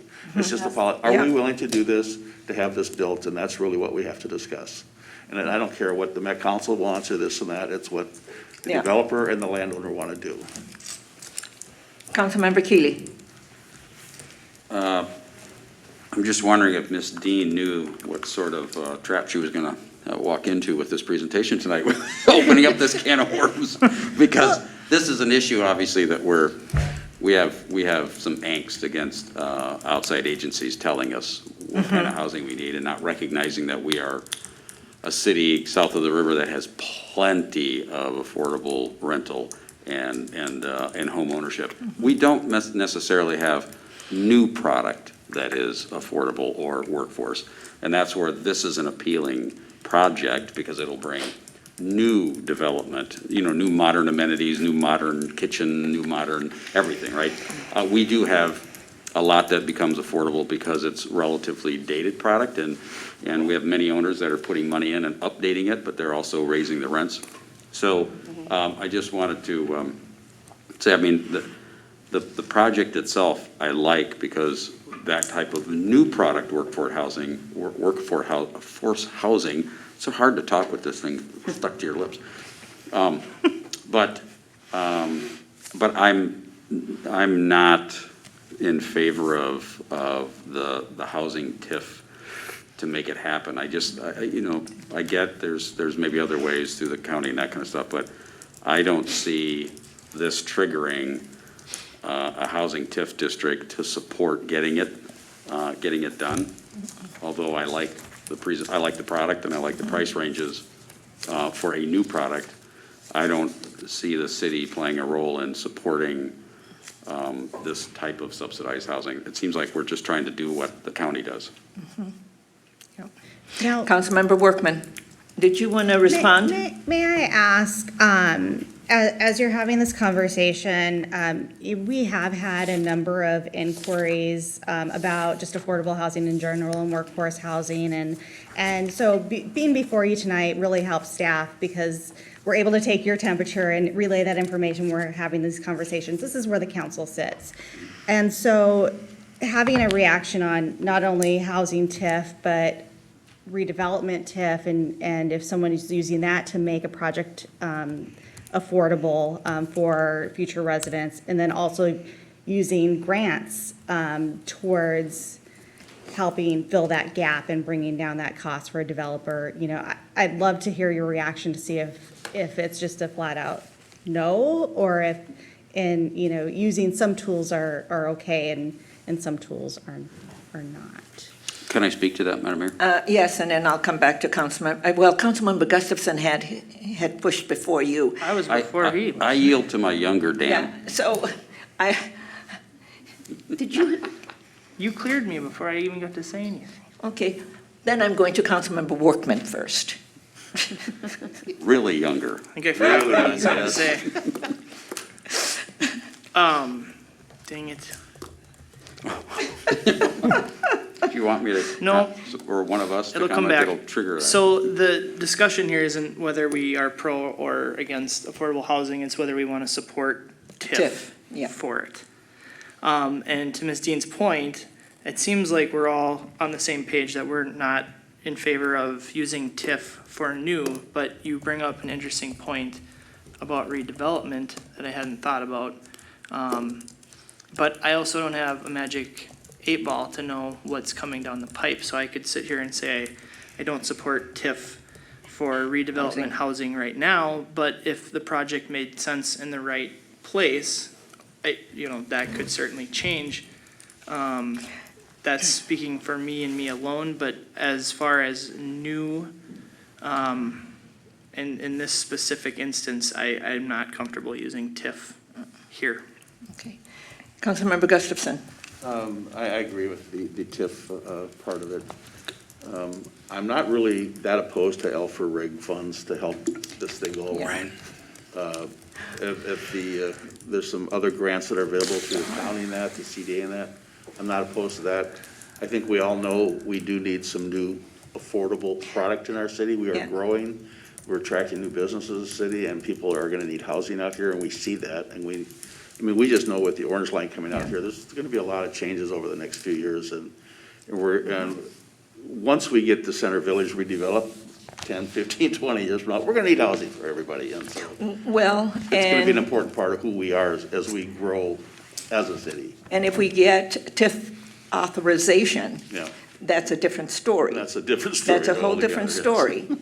And let's hope that we prevail next year, so. But I'm open to other programs to maybe see this. There's a project move lot. along. There's a lot of Fannie programs Mae, out there for us. there's tax credits, Yeah. there's a whole lot of stuff.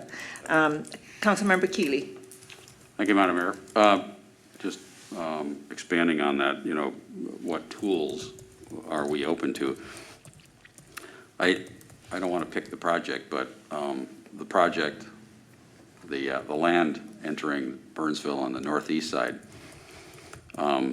if someone were to bring this project forward on that piece of land, it's quite possible there might be a little bit more open discussion on finding a way to do it, because it is a blighted intersection. This is just an empty church with a lot of trees and land. I mean, it's not really blighted, I would say. It's just, ideally, we'd like to see it, redeveloped, but there isn't the same level of motivation that if it were on that other property on the northeast corner of Burnsville. But I do believe for that project, and maybe for this one, that Dakota County ELF is a good tool. There is a limited amount of funds. It's only going to go so far, so it's not an ongoing thing, or the RIG funds. I just don't, maybe I'm influenced by, we haven't had this discussion about housing TIF, so it's a new thing. We've never used it in the city. No. There must be some reason for that. It's a pump we've never had to prime. Yeah. People come in and they know how to do it. You look at somebody like George Sherman, who does this. He's a developer who does affordable housing. He knows how to do it. He knows where the sources are. And I wonder, it's been a while since he's built product here, how this, maybe we should hear from this developer too, at least give a chance to get the microphone. Yeah. How it is being done today, if it wasn't TIF as the mechanism to make it work. All right, what other tools are other people using that? Common Bond is doing a whole lot of stuff, and they know how to do all of this. They're a nonprofit developer that does, so there are people who really know how to do the financing for this kind of product. I have, helping my daughter search for apartment, I have found a lot of new product built around us, Savage, Apple Valley, Lakeville, et cetera, projects like this in this rental range, brand new product. So I know it's being done, and we don't necessarily have that, right? We have the older affordable, and we have now, thank goodness, some new high amenity, higher end, but we don't have new affordable or new workforce. So that's why this product and this project was very, very appealing to me for the city of Burnsville, just not using that tool. Anyway, I've already made my statement. Thank you. Okay, Councilmember Gustafson. I just wanted to speak to what we used to do. We are built out, and we're in a redevelopment phase, and I think we all came to the conclusion a long time ago, it costs a lot more to redevelop than it does to take raw land and put something on it. So there are some areas where maybe we can be of assistance in getting some of that done. But I don't think TIF is the way to go. No, LCA, Livable Communities Act. Most of the time, I don't think TIF's the way to go, but No, but I think there's a whole lot of things that we can help, and there are people who can help find the resources. Okay. Sir, you wanted to speak to us? Sure. The microphone is right there. Did you want to hear from, I can just speak. have his presentation? I don't know that it's Okay. necessary unless you want to Okay. hear it. Hi, I'm Alex Bazans. I'm a partner with Real Estate Equities. Thank you for having me here. I appreciate it. Just to comment on some of the comments you all had. We're one of the larger affordable housing developers in the Twin Cities, so we're very familiar with the financial structures that are put into these projects because we do them all the time. Frankly, projects that are financed with tax-exempt bonds and 4% low-income housing tax credits are almost always using housing TIF districts across the board throughout the Twin Cities. So, we're doing a number of projects today throughout the Twin Cities that are being financed using those structures. There are certain counties that do have other funding resources available to fill gaps because these projects typically have gaps as well. Dakota County CDA does have some funding. Ramsey County has some funding. Generally, it's on a limited basis. There's not a ton of the funding available, and it's, allocated to maybe 1 or 2 projects a year, depending on what the funding is. There's also the 9% tax credit program that you're all probably familiar with. That program, you're getting more than double the tax credit equity to fund affordable housing. Those are generally used to fund smaller workforce housing projects, maybe 50-unit projects on average.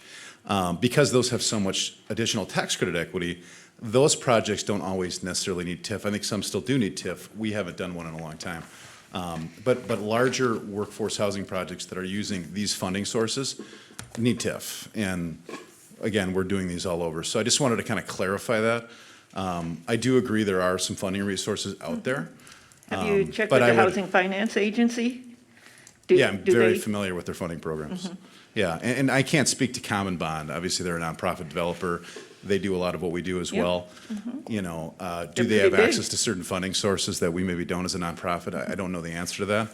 I personally don't know how they fund their projects, but speaking from a developer that does a lot of this and is very familiar, with the funding mechanisms that are used to do workforce housing, it is a needed resource. So without creating a housing TIF district and having TIF for these projects, they're not financially feasible, in our opinion. So, I appreciate your time. I think there's a pretty clear consensus that supporting TIF for an affordable housing project is probably not a priority for the city.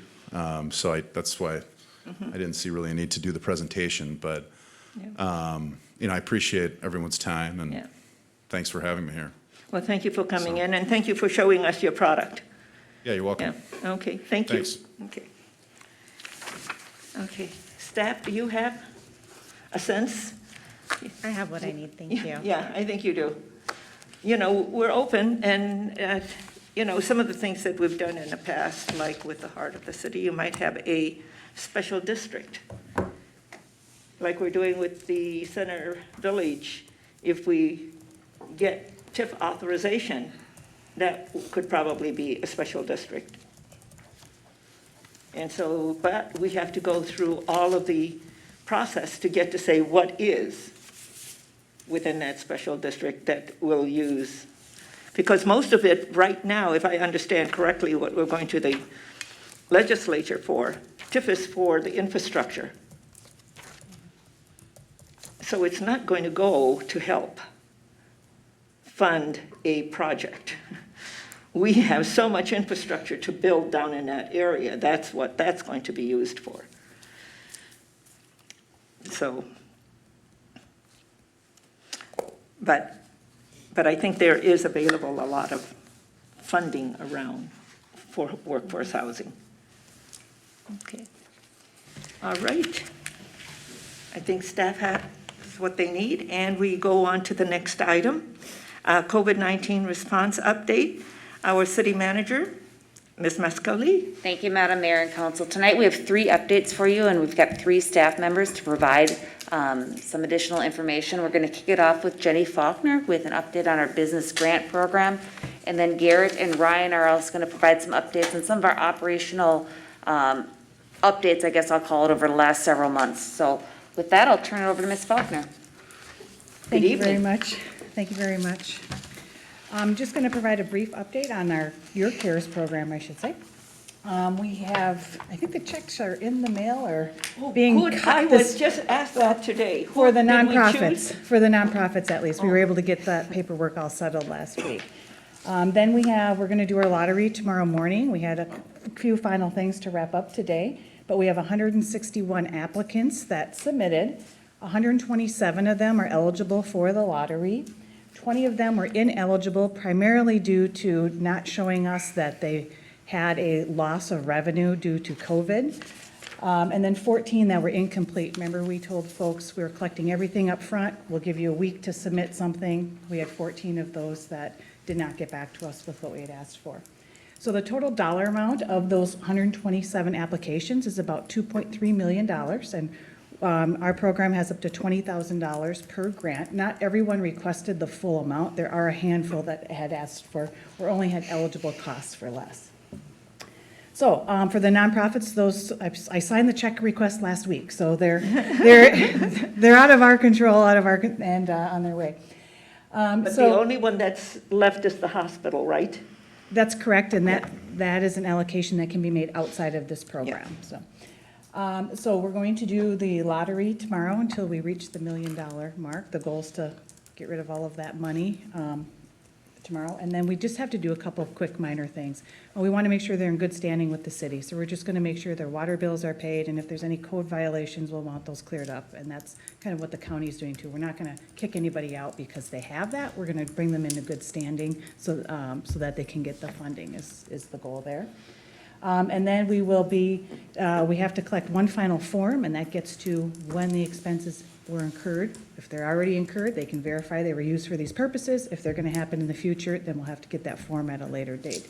We'll also want to check in with deed, or at least ask them if they've been notified by deed. The list from deed has not come out yet, so we're not going to hold checks because that list hasn't come out yet. We have the list of who applied at deed but did not get funded, so we can kind of do a reverse review, but for those we don't have information, we're just going to ask them to verify or ask if they've received any contact from deed. So that part will be done, and then those checks will be in the mail very shortly. What we have to do some stuff behind the scenes, I just wanted to share with you, just because the checks are cut, the program's not over. And so we have to make sure our files are all cleaned up, all the documents are there, that those are saved. We are preparing for an audit. That is going to be the next thing that's going to happen. I don't know exactly when, but we're going to make sure everything's buttoned up for that. We will be reimbursing ourselves costs to run the program. To date, so far, staff has spent 280 hours on this program. It's not just me, it's IT staff, it's support staff, it's communication staff. We spent $2,100 directly on marketing and postage, and then we have our consulting fees to pay. So we did anticipate some administrative costs as part of this, so that is in line with that so far. For those that don't get picked in our lottery tomorrow, there were 329 Burnsville businesses that applied to the county's program. Their grants are $10,000 each. 100 of our applicants, of our 161, also applied to the county. So those are going to get funded either way, those 100 are. And the county has not issued checks yet, so we will be issuing checks in front of them, so we will certainly be sharing our list with them. And we're going to assume that they would want Burnsville's $20,000 over the county's $10,000. So that's where we're at with the program, and I will stand for any questions that you may have. Okay, any questions? The only question I was asked was the private information on their finances, is that secured information? Absolutely, Madam Mayor. That's what the DocuSign portal is for. That meets all of the requirements for computer security. Absolutely. And that's what I said. Yes. But they said that in some of the things that they read, the county had it that it was secured, but ours didn't. And I said, that can't be.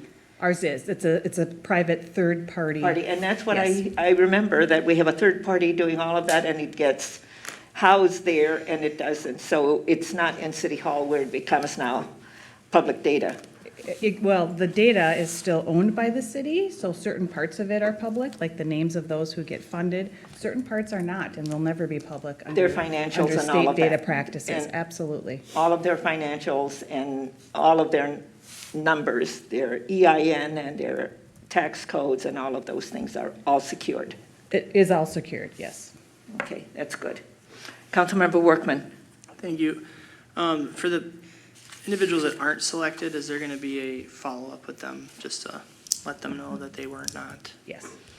We will Let them down notify gently. everyone. Yes. We're caring and kind. Okay. Thank you. Okay. Madam Mayor, and I think you know, we will try to get some nice photo ops and Oh, please, opportunities yeah. with you. I'll be reaching out to you as we find businesses who are willing to have their picture taken with us and a big check. And the letters are coming out. I think I've seen a draft of it with all of your signatures on it, thanking them for being in the Yeah. city and whatnot. So that's included with the check. Great. Good. That letter goes out with all of our signatures. Councilmember Keely. Thank you, Madam Mayor. When are we going to discuss that second million that we all talked about and all supported going up to, if in fact the demand was going to be at least that or higher?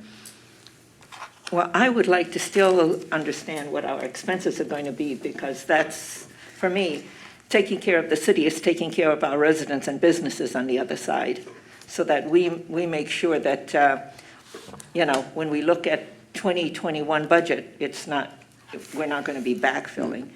And Well, when will we understand those costs so we can make this decision? Because we're against the clock about getting this processed. If we're going to do another round, it's not something we can piddly around with for the next month, because we'll run into a problem executing it on time. we're going to have to make that decision for the max tax, so I'm going to go to our city manager, and then I'll come to Councilmember Gustafson. Sure. Madam Mayor and Council, I can work with Jenny to bring back an update with the council on our CARES expenditure plan. And that's Jenny Rhodey. Yes, Finance Director Jenny Rhodey. Yeah, okay. When? I can work with her on our next, we would be setting our max tax on the 22nd, so I can work with her on that. Okay. So we have 4.7 million that was given to us, and we have 2.3 million in qualified eligible applicants. That leaves a couple more million or so for other expenses. I understand from City Manager Lee that the county had 11.1 million or 2 million in total grant applications. It looked to me like some people applied at the county but didn't the city. About 3 to 1 almost. It was 300 and some applied to the county, and 100. Did I see that slide correctly? That's Yeah. correct. So, interesting, they decided to apply in a Burnsville business, applied for the county, but didn't apply for the Burnsville grant. But it sounded like the county was going to likely just allocate funds to accommodate all 11.1 or 2 million. If we're making our picks in advance, that's going to disqualify a large chunk. We're actually going to help the county reduce how much they need to actually allocate toward it, because we'll be knocking out, X number of businesses, however many that ends up becoming. But I just want to make the point, this CARES fund, I remember the response that this council gave the last time we talked about this. And I'm a big advocate of helping every single business that we possibly can that put an application in. And I think 2.3 out of 4.7 is not too much to ask for to allocate to help our businesses. And that still leaves us a significant amount of CARES Act funding, money that we can address our costs related, which last estimate was about 900,000. So we still have a long way to go. And I would encourage the rest of my council to stick with what they said the last time about this, and let's give more businesses more help out of this CARES Act funding and go to the 2 million number that we talked about doing. Thank you. Councilmember Gustafson. I will stick with what I've been saying all along. Yeah. And that is, once we know how this affects us Yeah. as a city, we can talk about more money. I want to make sure that we're protecting programs that we have in place, and I want to make sure that our own employees have jobs when this thing is done as well. And I'm not willing to furlough city staff to put money out for something else right now. And so let's do our diligence, get to our max tax, and then we can have that discussion when we have all the information. And I've always said that I want to understand what our expenses are as we move forward. I heard you, and you wanted 2 million, but I still want to make sure that we take care of the residents of Burnsville and all of the other businesses. And not, you know, so we'll have that discussion. But I want to hear from our staff as to what we could do to move forward. So what Because is, I don't want to get to 2021 and then go to 2022 when we're trying to backfill. Councilmember Workman. I just want to follow up, finish that, if I may, Madam Mayor. We're up against the clock. No. So what I don't want to see happen is this gets slow played, and we get into a position where we can't execute on it, and then we decide, oh, well, we can't do it now. No, I So I'm hear going you. to go on record as saying I do not want this to be dragged out. Yeah. I expect the staff instructions are what they are, that we are going to come back and have this discussion in a timely manner so we can make a timely decision and be able to execute on that decision. Whatever that ultimate decision is, I will respect, but I want to make sure that we have an opportunity to execute on what we decide that we want to do. Yeah, and I'm looking to our city manager, Ms. Coley, to bring that, she says, September 22nd. So, okay, Councilmember Workman. I was also speaking to an increase in this conversation when we discussed this last time. I understand we're also, just got done talking about a 7.5% levy. So the quicker we can get these numbers verified and understand this, to Councilmember Keeley's point, as quick as possible. I'm not asking anybody to just stop what we're doing and do this, but it would be good to know where some of these uncertainties are so that we can make a decision based on hard numbers instead of projections.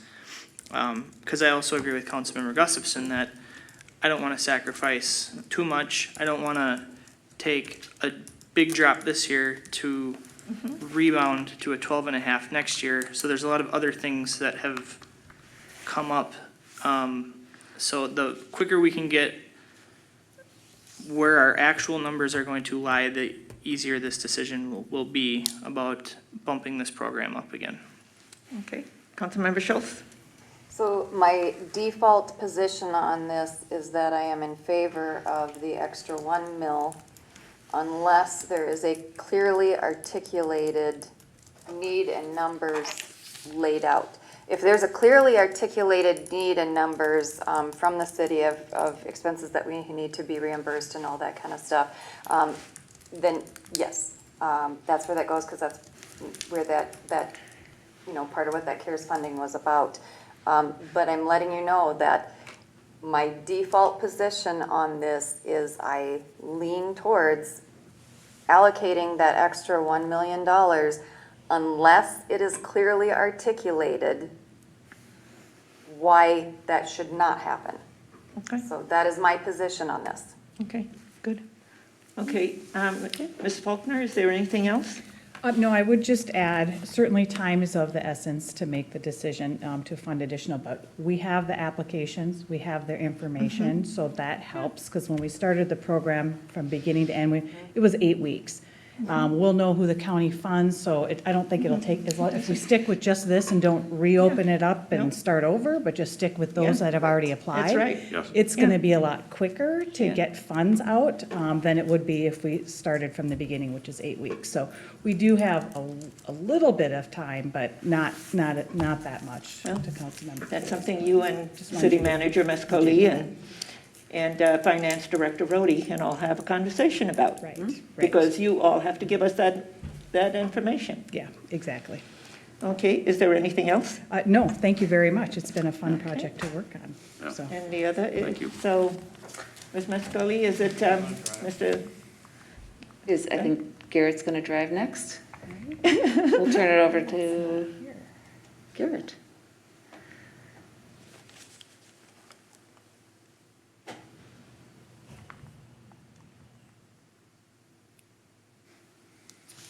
All right, good evening, Madam Mayor, council members. I have the opportunity to share with you a little bit about some of our operations at a couple of our facilities and our programs since COVID-19 came to Minnesota back in March. And we'll start out with Burnhamwood Golf Course.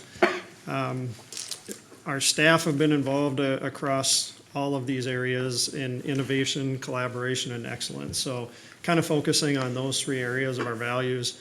Obviously, initially when Burnhamwood was shut down and the state had guidelines on what could be happening, we were working through the process of if and when a day comes when we can open up Burnhamwood, how can we do this safely for the people visiting the location, and how can we do it safely with our staff? And so research was being done constantly looking at how do we adjust tee times, how do we remove touch points, what do we do with flags, holes, rakes, all those types of things. And so the game of golf looked very similar to the average person, but there were a lot of differences associated with making that a safe place for our Burnsville residents and those coming from surrounding communities to go out and be able to do that. We also had the opportunity to make technology improvements at this location. Some of them were already in the pipeline of being able to take on online registrations. But then even the simple task of being able to take an in-person payment. We made modifications to the clubhouse so that the credit card reader could be stuck out the window because the clubhouse was closed and things like that. So lots of little things that were done to make sure that we could be open and open safely when the time came. From a collaboration standpoint, you'll remember there was a period of time where we had temporary hiring freezes for seasonals. Burnhamwood is a pretty small operation, and other than our full-time superintendent out there, we have a seasonal that rotates between the ice center and the golf course, but we rely a lot on part-time staff. And so staff here in City Hall started working on communication and collaboration plans to figure out how do we look at employees whose jobs have been impacted and things have slowed down in those areas, and how do we help Burnhamwood, which is flourishing and in high need of having staff when we don't have seasonals. And so we had different recreation staff that normally were here in City Hall that were over there helping out. For about 4 weeks, we had members of the Ames Center that came over and helped us out and things like that until finally we got to the point where we could get some seasonals back on to help with those operations. The picture there is another example of with the clubhouse being closed. We still wanted to have the opportunity to provide refreshments to people at the golf course. And so since we started doing Party on the Plaza and some other things, we've had the opportunity to develop quite an extensive food truck list. And so between Crystal Beach and Burnhamwood, we were working with a variety of food truck vendors to visit some of the sites that we used to have concession stand or concession services at. And we're able to do some of those through those types of collaborations.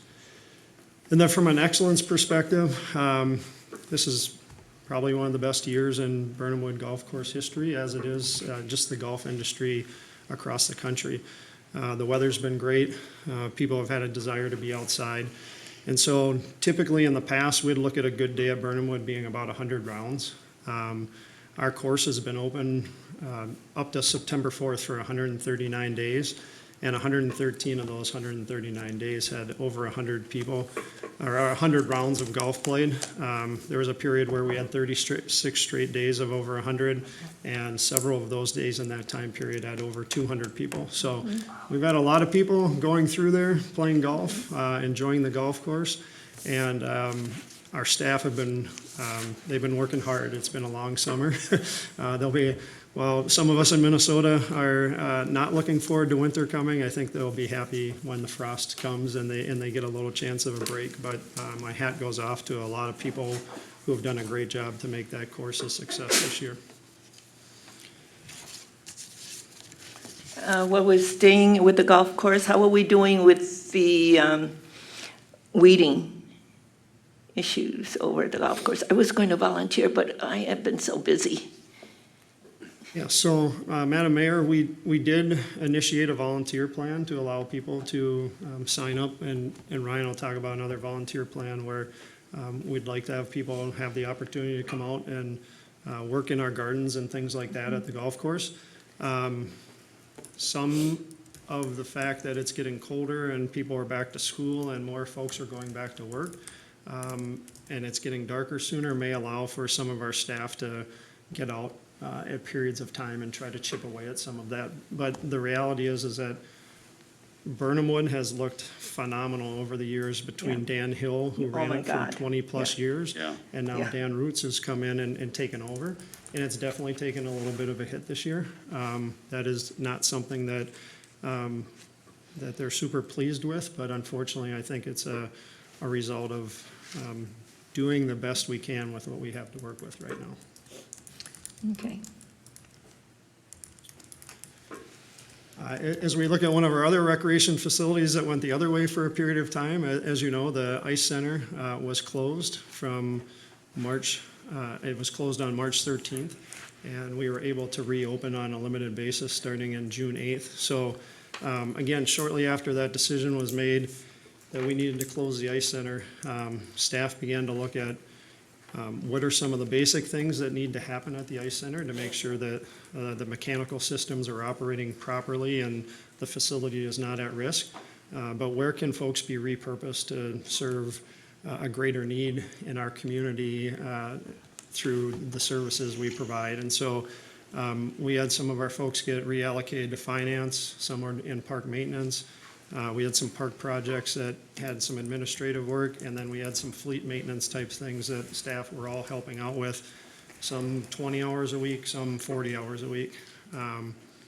During that closure, similar to our golf course staff, there was time spent working with the Minnesota Ice Arena Managers Association, the Minnesota Amateur Sports Commission, trying to figure out how do we open up our facility when the time comes in a safe way for both staff and those who are visiting the facility. And so we had significant involvement in being a part of what those cleaning procedure guidelines and what those return to play safely guidelines looked like. We also had the opportunity to put the facility to use. We worked with the community to host a Memorial Blood Center blood drive, and we also worked with the Red Cross to host a second blood drive during the time when the arena was shut down. That was our low point, not the blood drives, that was a great thing, but being closed. And I know our staff were excited on June 8th to start to see people returning. I'm pleased to say for the last year, we've actually been working with our legacy user groups to improve what was really an old ice rental process. And it was really starting to roll out in the beginning of this spring. And so when we did reopen, we were actually positioned pretty well to be able to start meeting the demands of our local legacy groups. And then once their demands were met, to be able to quickly start meeting the demands of some of our surrounding communities that have a higher need or a strong need to maximize ice rental opportunities at our arena. So hockey is moving forward, as are the other skating sports at the ice center.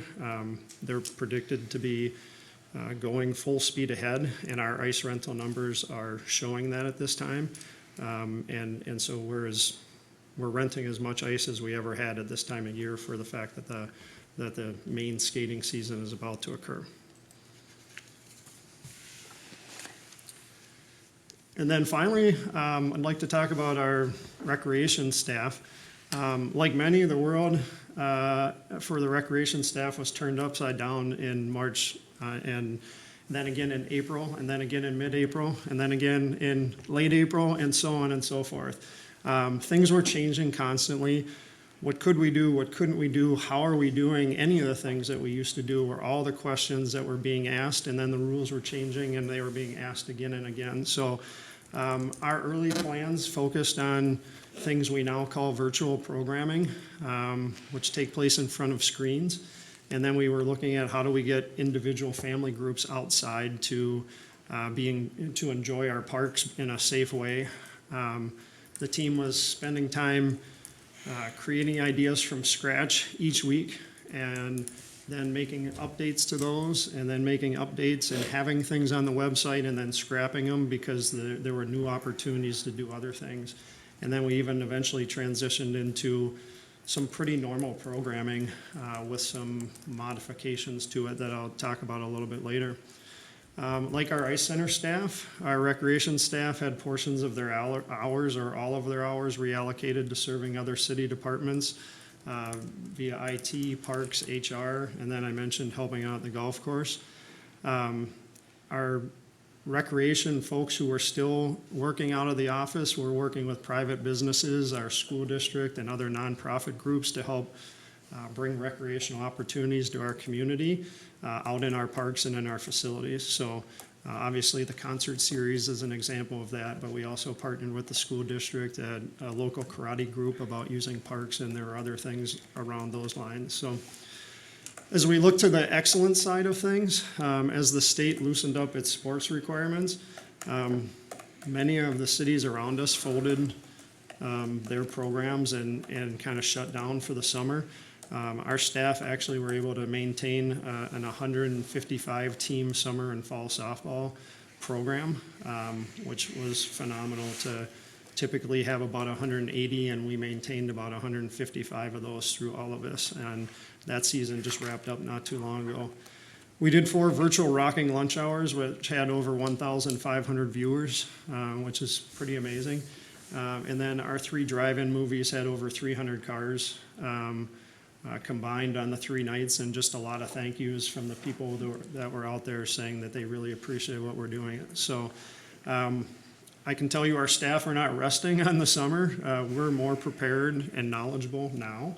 And we know that there's a good chance that there's going to be some spikes up and down that impact what our fall and winter look. And so we're in the middle of doing a lot of brainstorming and planning and look at how can we be ahead of the game this time around as things change in the months to come. So I will stand for any questions at this time. Well, I don't have any questions except a lot of gratefulness and gratitude for everything that our staff is doing. Jenny, from all of the things that you're doing with our program on the CARES Act, Garrett, for all of the things that you're doing, because, you know, I've been there for some of the activities, and, you know, our staff comes ready to work and are happy to do what they're doing for our community. So, Ms. Mascoli, thank you for all of that, to all of you, because with Ms. Faulkner's staff, we were there for the movie nights, helping with all of that. I had council members Teely and Gustafson helping, and it was great fun. And there were people who have never been to a drive-in movie and are experiencing it for the first time, and then coming back because their children enjoyed it so much, and they came early so they could have a better position. And so, and thank you. I mean, I walked that area with the golf course. The golf course does look nice, and there's a lot of people, always a lot of people playing.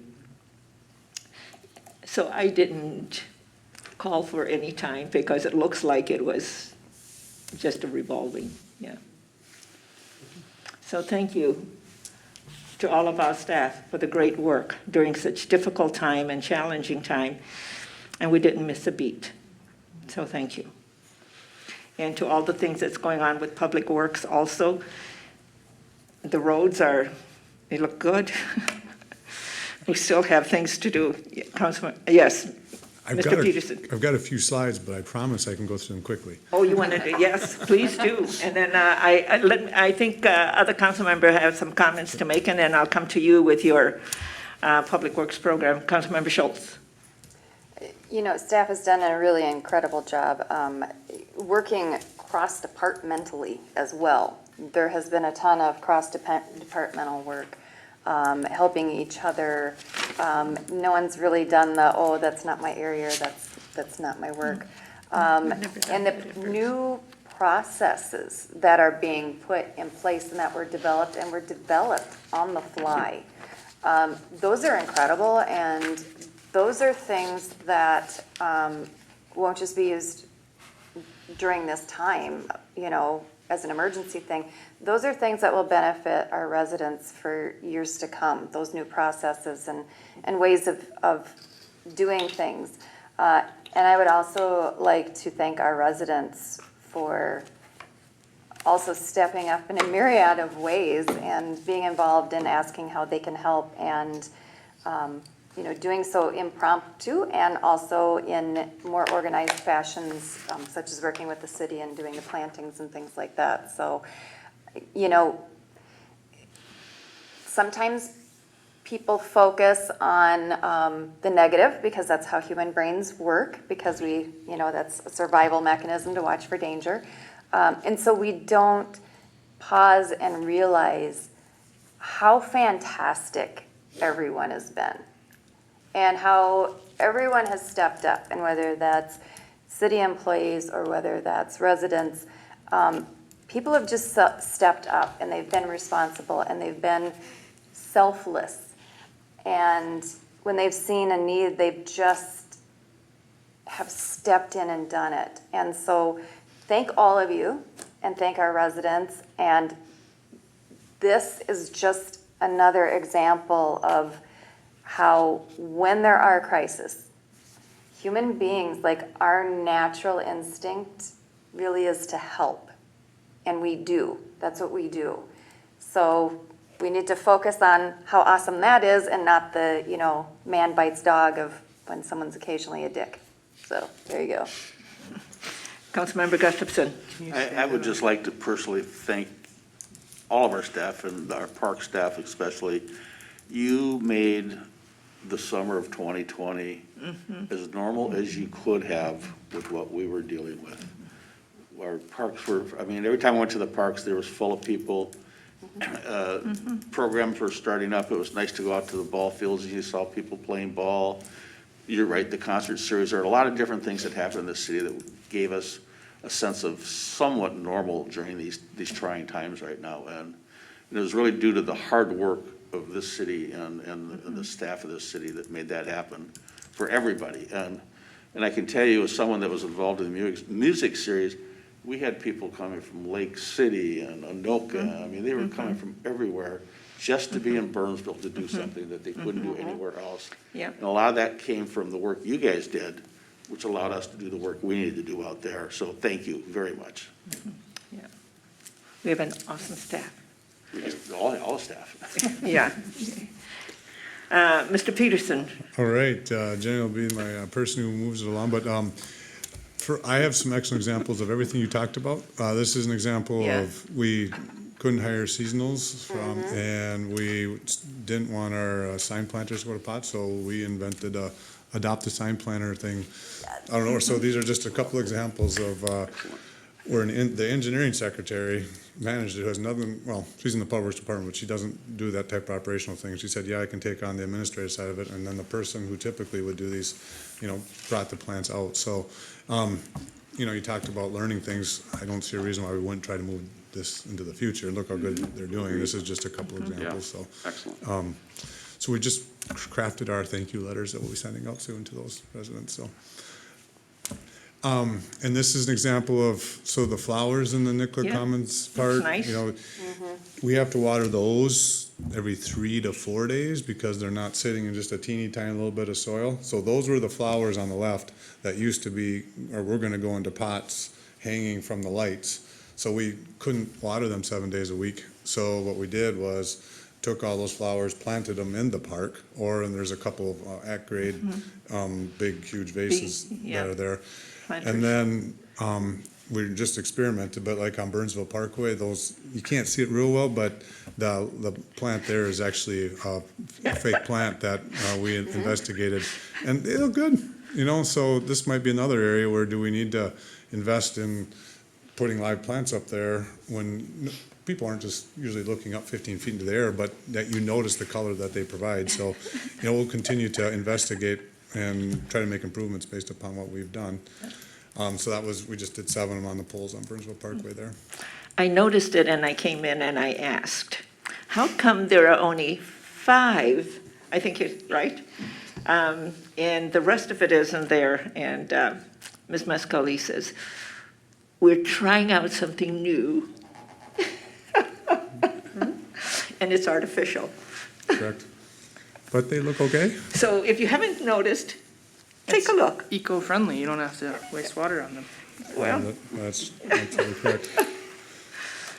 All right, and then one of the main things we did for safety of our employees was, as opposed to having 50, 60 people show up at the maintenance center each and every day. We use some of our other facilities that we have all the way down from like Alamagna Park, all the way up to we have a little area under the parking, the heart of the city parking ramp. And then the red dot right by City Hall is the old garage where, and the picture on the left is one of our employees who is based out of there now. So this way if we had a challenge, we wouldn't have all our employees being exposed, and also it just reduces our exposure rate. So we do plan on utilizing this facility this winter as well. I think we're gonna have our trail cleaning operations here along with some park stuff. So we spread our operations out. It's made it more challenging on our superintendents to keep it all in line, but they have been very excellent at making sure that we continue to operate efficiently. Excellent.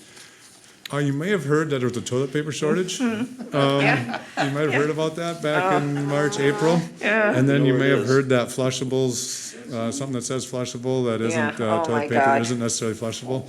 So these are pumps that came out of the Crystal Lake with Maple Island lift station. So we actually take quite a bit of Lakeville sewage down to that low spot by Crystal Lake on Maple Island. And then we pump it up, and they do repay us for that, by the way, just so you know. So this is a situation where we were getting these, and we were having to replace, or either take them out and fix them, or in this case, we actually did replace it with something that has a grinding mechanism prior to going there. So result there is we plan on putting that type of lifts, pumps in on future projects of similar nature. So, just nature or necessity breeds. Oh, there's something in there that I'm not saying right, but you know where I'm going with it. Jenny, why don't you go to the next slide? Sorry. Park collaborations, as Garrett said, we enjoy a very good relationship, Garrett and I do, and the things that we do work together because of that. He does a lot of programming, and in my area has the maintenance aspect, but this is a situation where we would have probably had 3 or 4 people for a day to move all our soccer goals out, and we ended up having to allocate one person, and then the soccer club allocated the people who provided the horsepower. So this is how you do it. You can see our guy there on the left helping, and then the soccer club actually came out and did the work. We got them to sign waivers, so if they got hurt, it wasn't on us. But generally, it was a big collaboration between parks and then people who really wanted to be able to play, because we wouldn't have been able to bring them out otherwise. Also, like in baseball, we used to have 45 seasonals, and now this year, much less. So the players or the coaches are actually doing some of the raking of the fields in between games. So it's, like you said, residents kicking in and our staff at the same time. This is the deal where the resident told us that, can we provide some picnic tables out to restaurants? And because we're not having these big gatherings, we were able to allocate some of our picnic tables out, and another collaboration between Jenny's staff and the public works staff. Community development figured out who needed them, told us, and then we went out and delivered them. And then more collaboration is the guy on the right is Garrett's staff member who got reallocated for a little while. So, what you said, Councilmember Souls, about us knowing, saying we can't work in a different area. So, but that's the beauty of what we do here. We work in not just teams, but work groups, and how it all coordinates. But I want you to know that our restaurants were really appreciative that we did this for them. I mean, Yeah. if you can't be They inside. have seating outside and expanded their footprint. Right, and you couldn't buy picnic tables, and Yeah. then we didn't charge a cent for this, so, Yeah. And then also, Public Works has been involved with a couple social events. This was the George Floyd, like the Houston thing where they wanted to light up the Yeah. night. And we what can we put together? We got almost no notice, but, well, let's bring the letters out there, and doesn't "You Belong Here" really say everything there is about people of all different diversity areas belonging in Burnsville? So we thought that was the best, so we, had that lit up from whatever, when it got dark till 2 in the morning or something. And then the women's voting rights for the 100-year anniversary, we did the lighting of the colors in Nuclear Commons Park. Center. So both of these were nice gestures that didn't require a lot of you can see the sandbag sitting under the end there, So the point is that we can make a difference without having to overdo it. And Yeah, thank you. That was really nice for this and also for the 100th anniversary of the women's right to vote. That was Absolutely. great. that is the end of it. Again, thank you to our staff, thank you to our community, thank you. I mean, we all came together. That's what Burnsville is about. Yeah. So, thank you, everybody. Thank you. Anything else? Councilmember Keeley? Just an announcement about our Event? Fire Muster COVID style. We have a fire truck display by the Fire Engine Club of Minnesota this Saturday from 5 to 10, right out here in Civic Center Parkway in front of City Hall, where they will be a stationary display, similar to what they do at the Fire Muster, normal Fire Muster. And cars will be allowed to pass by slowly and take in the trucks and the big arches of water cannons and wave to the fire truck folks. And we have a local retailer who's willing to come and hand out a gift card to the people who are attending, much like our drive-in movie where we gave out candy and popcorn. And then at 9:30 p.m. Saturday, this is all happening this Saturday, the 12th, fireworks display will proceed off the top of Buck Hill. And we're encouraging everyone to drive as close as they can. And there's going to be about 500 cars allowed to park in Buck Hill's parking lot. They must remain in their car to watch the show. And we expect a fairly good crowd of people from maybe around the area to enjoy a great fireworks show Saturday night. So a little piece of what we used to enjoy every year in a very challenging year, we're still going to try and salvage. And I also want to give compliments to Councilmember Gustafson and the music program, the last 12 days of music that ended yesterday. Summer relief. Was fantastic. I stopped by and I saw Madam Mayor there and Mr. Gustafson, and it was just a great way to get some normalcy back into our lives. And that's what we're hoping to provide on Saturday as well. And look forward to better times after this. Well, you forgot to tell people about the Heart of the City race. Yes, we have it's a virtual run. We have and it's not a single event. We launched it over a month ago, and people can run any 5, 10, or 15K route that they can design and submit their time through an app or through a website link. It's all found at hotcrace.org.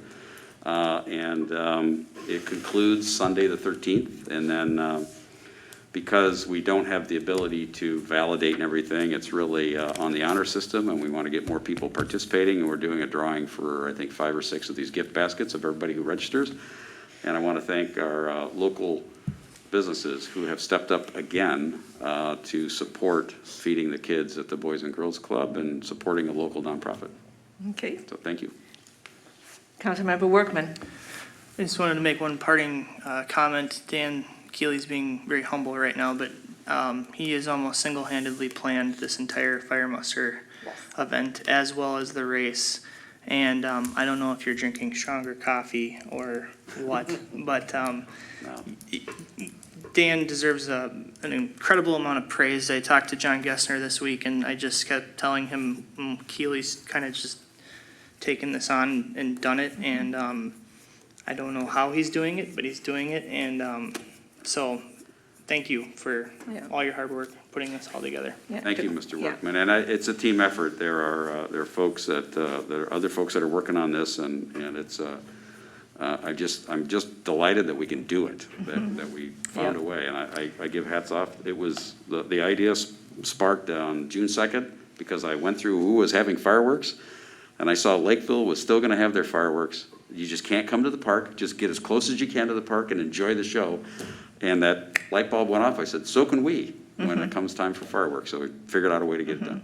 And then the Fire Engine Club of Minnesota were gracious. They reached out to Tammy, and they wanted to put on a display as they did in your old alma mater in Hastings, and that was great. So we have fire trucks and fireworks on Saturday the 12th, and I appreciate that. Well, thank you.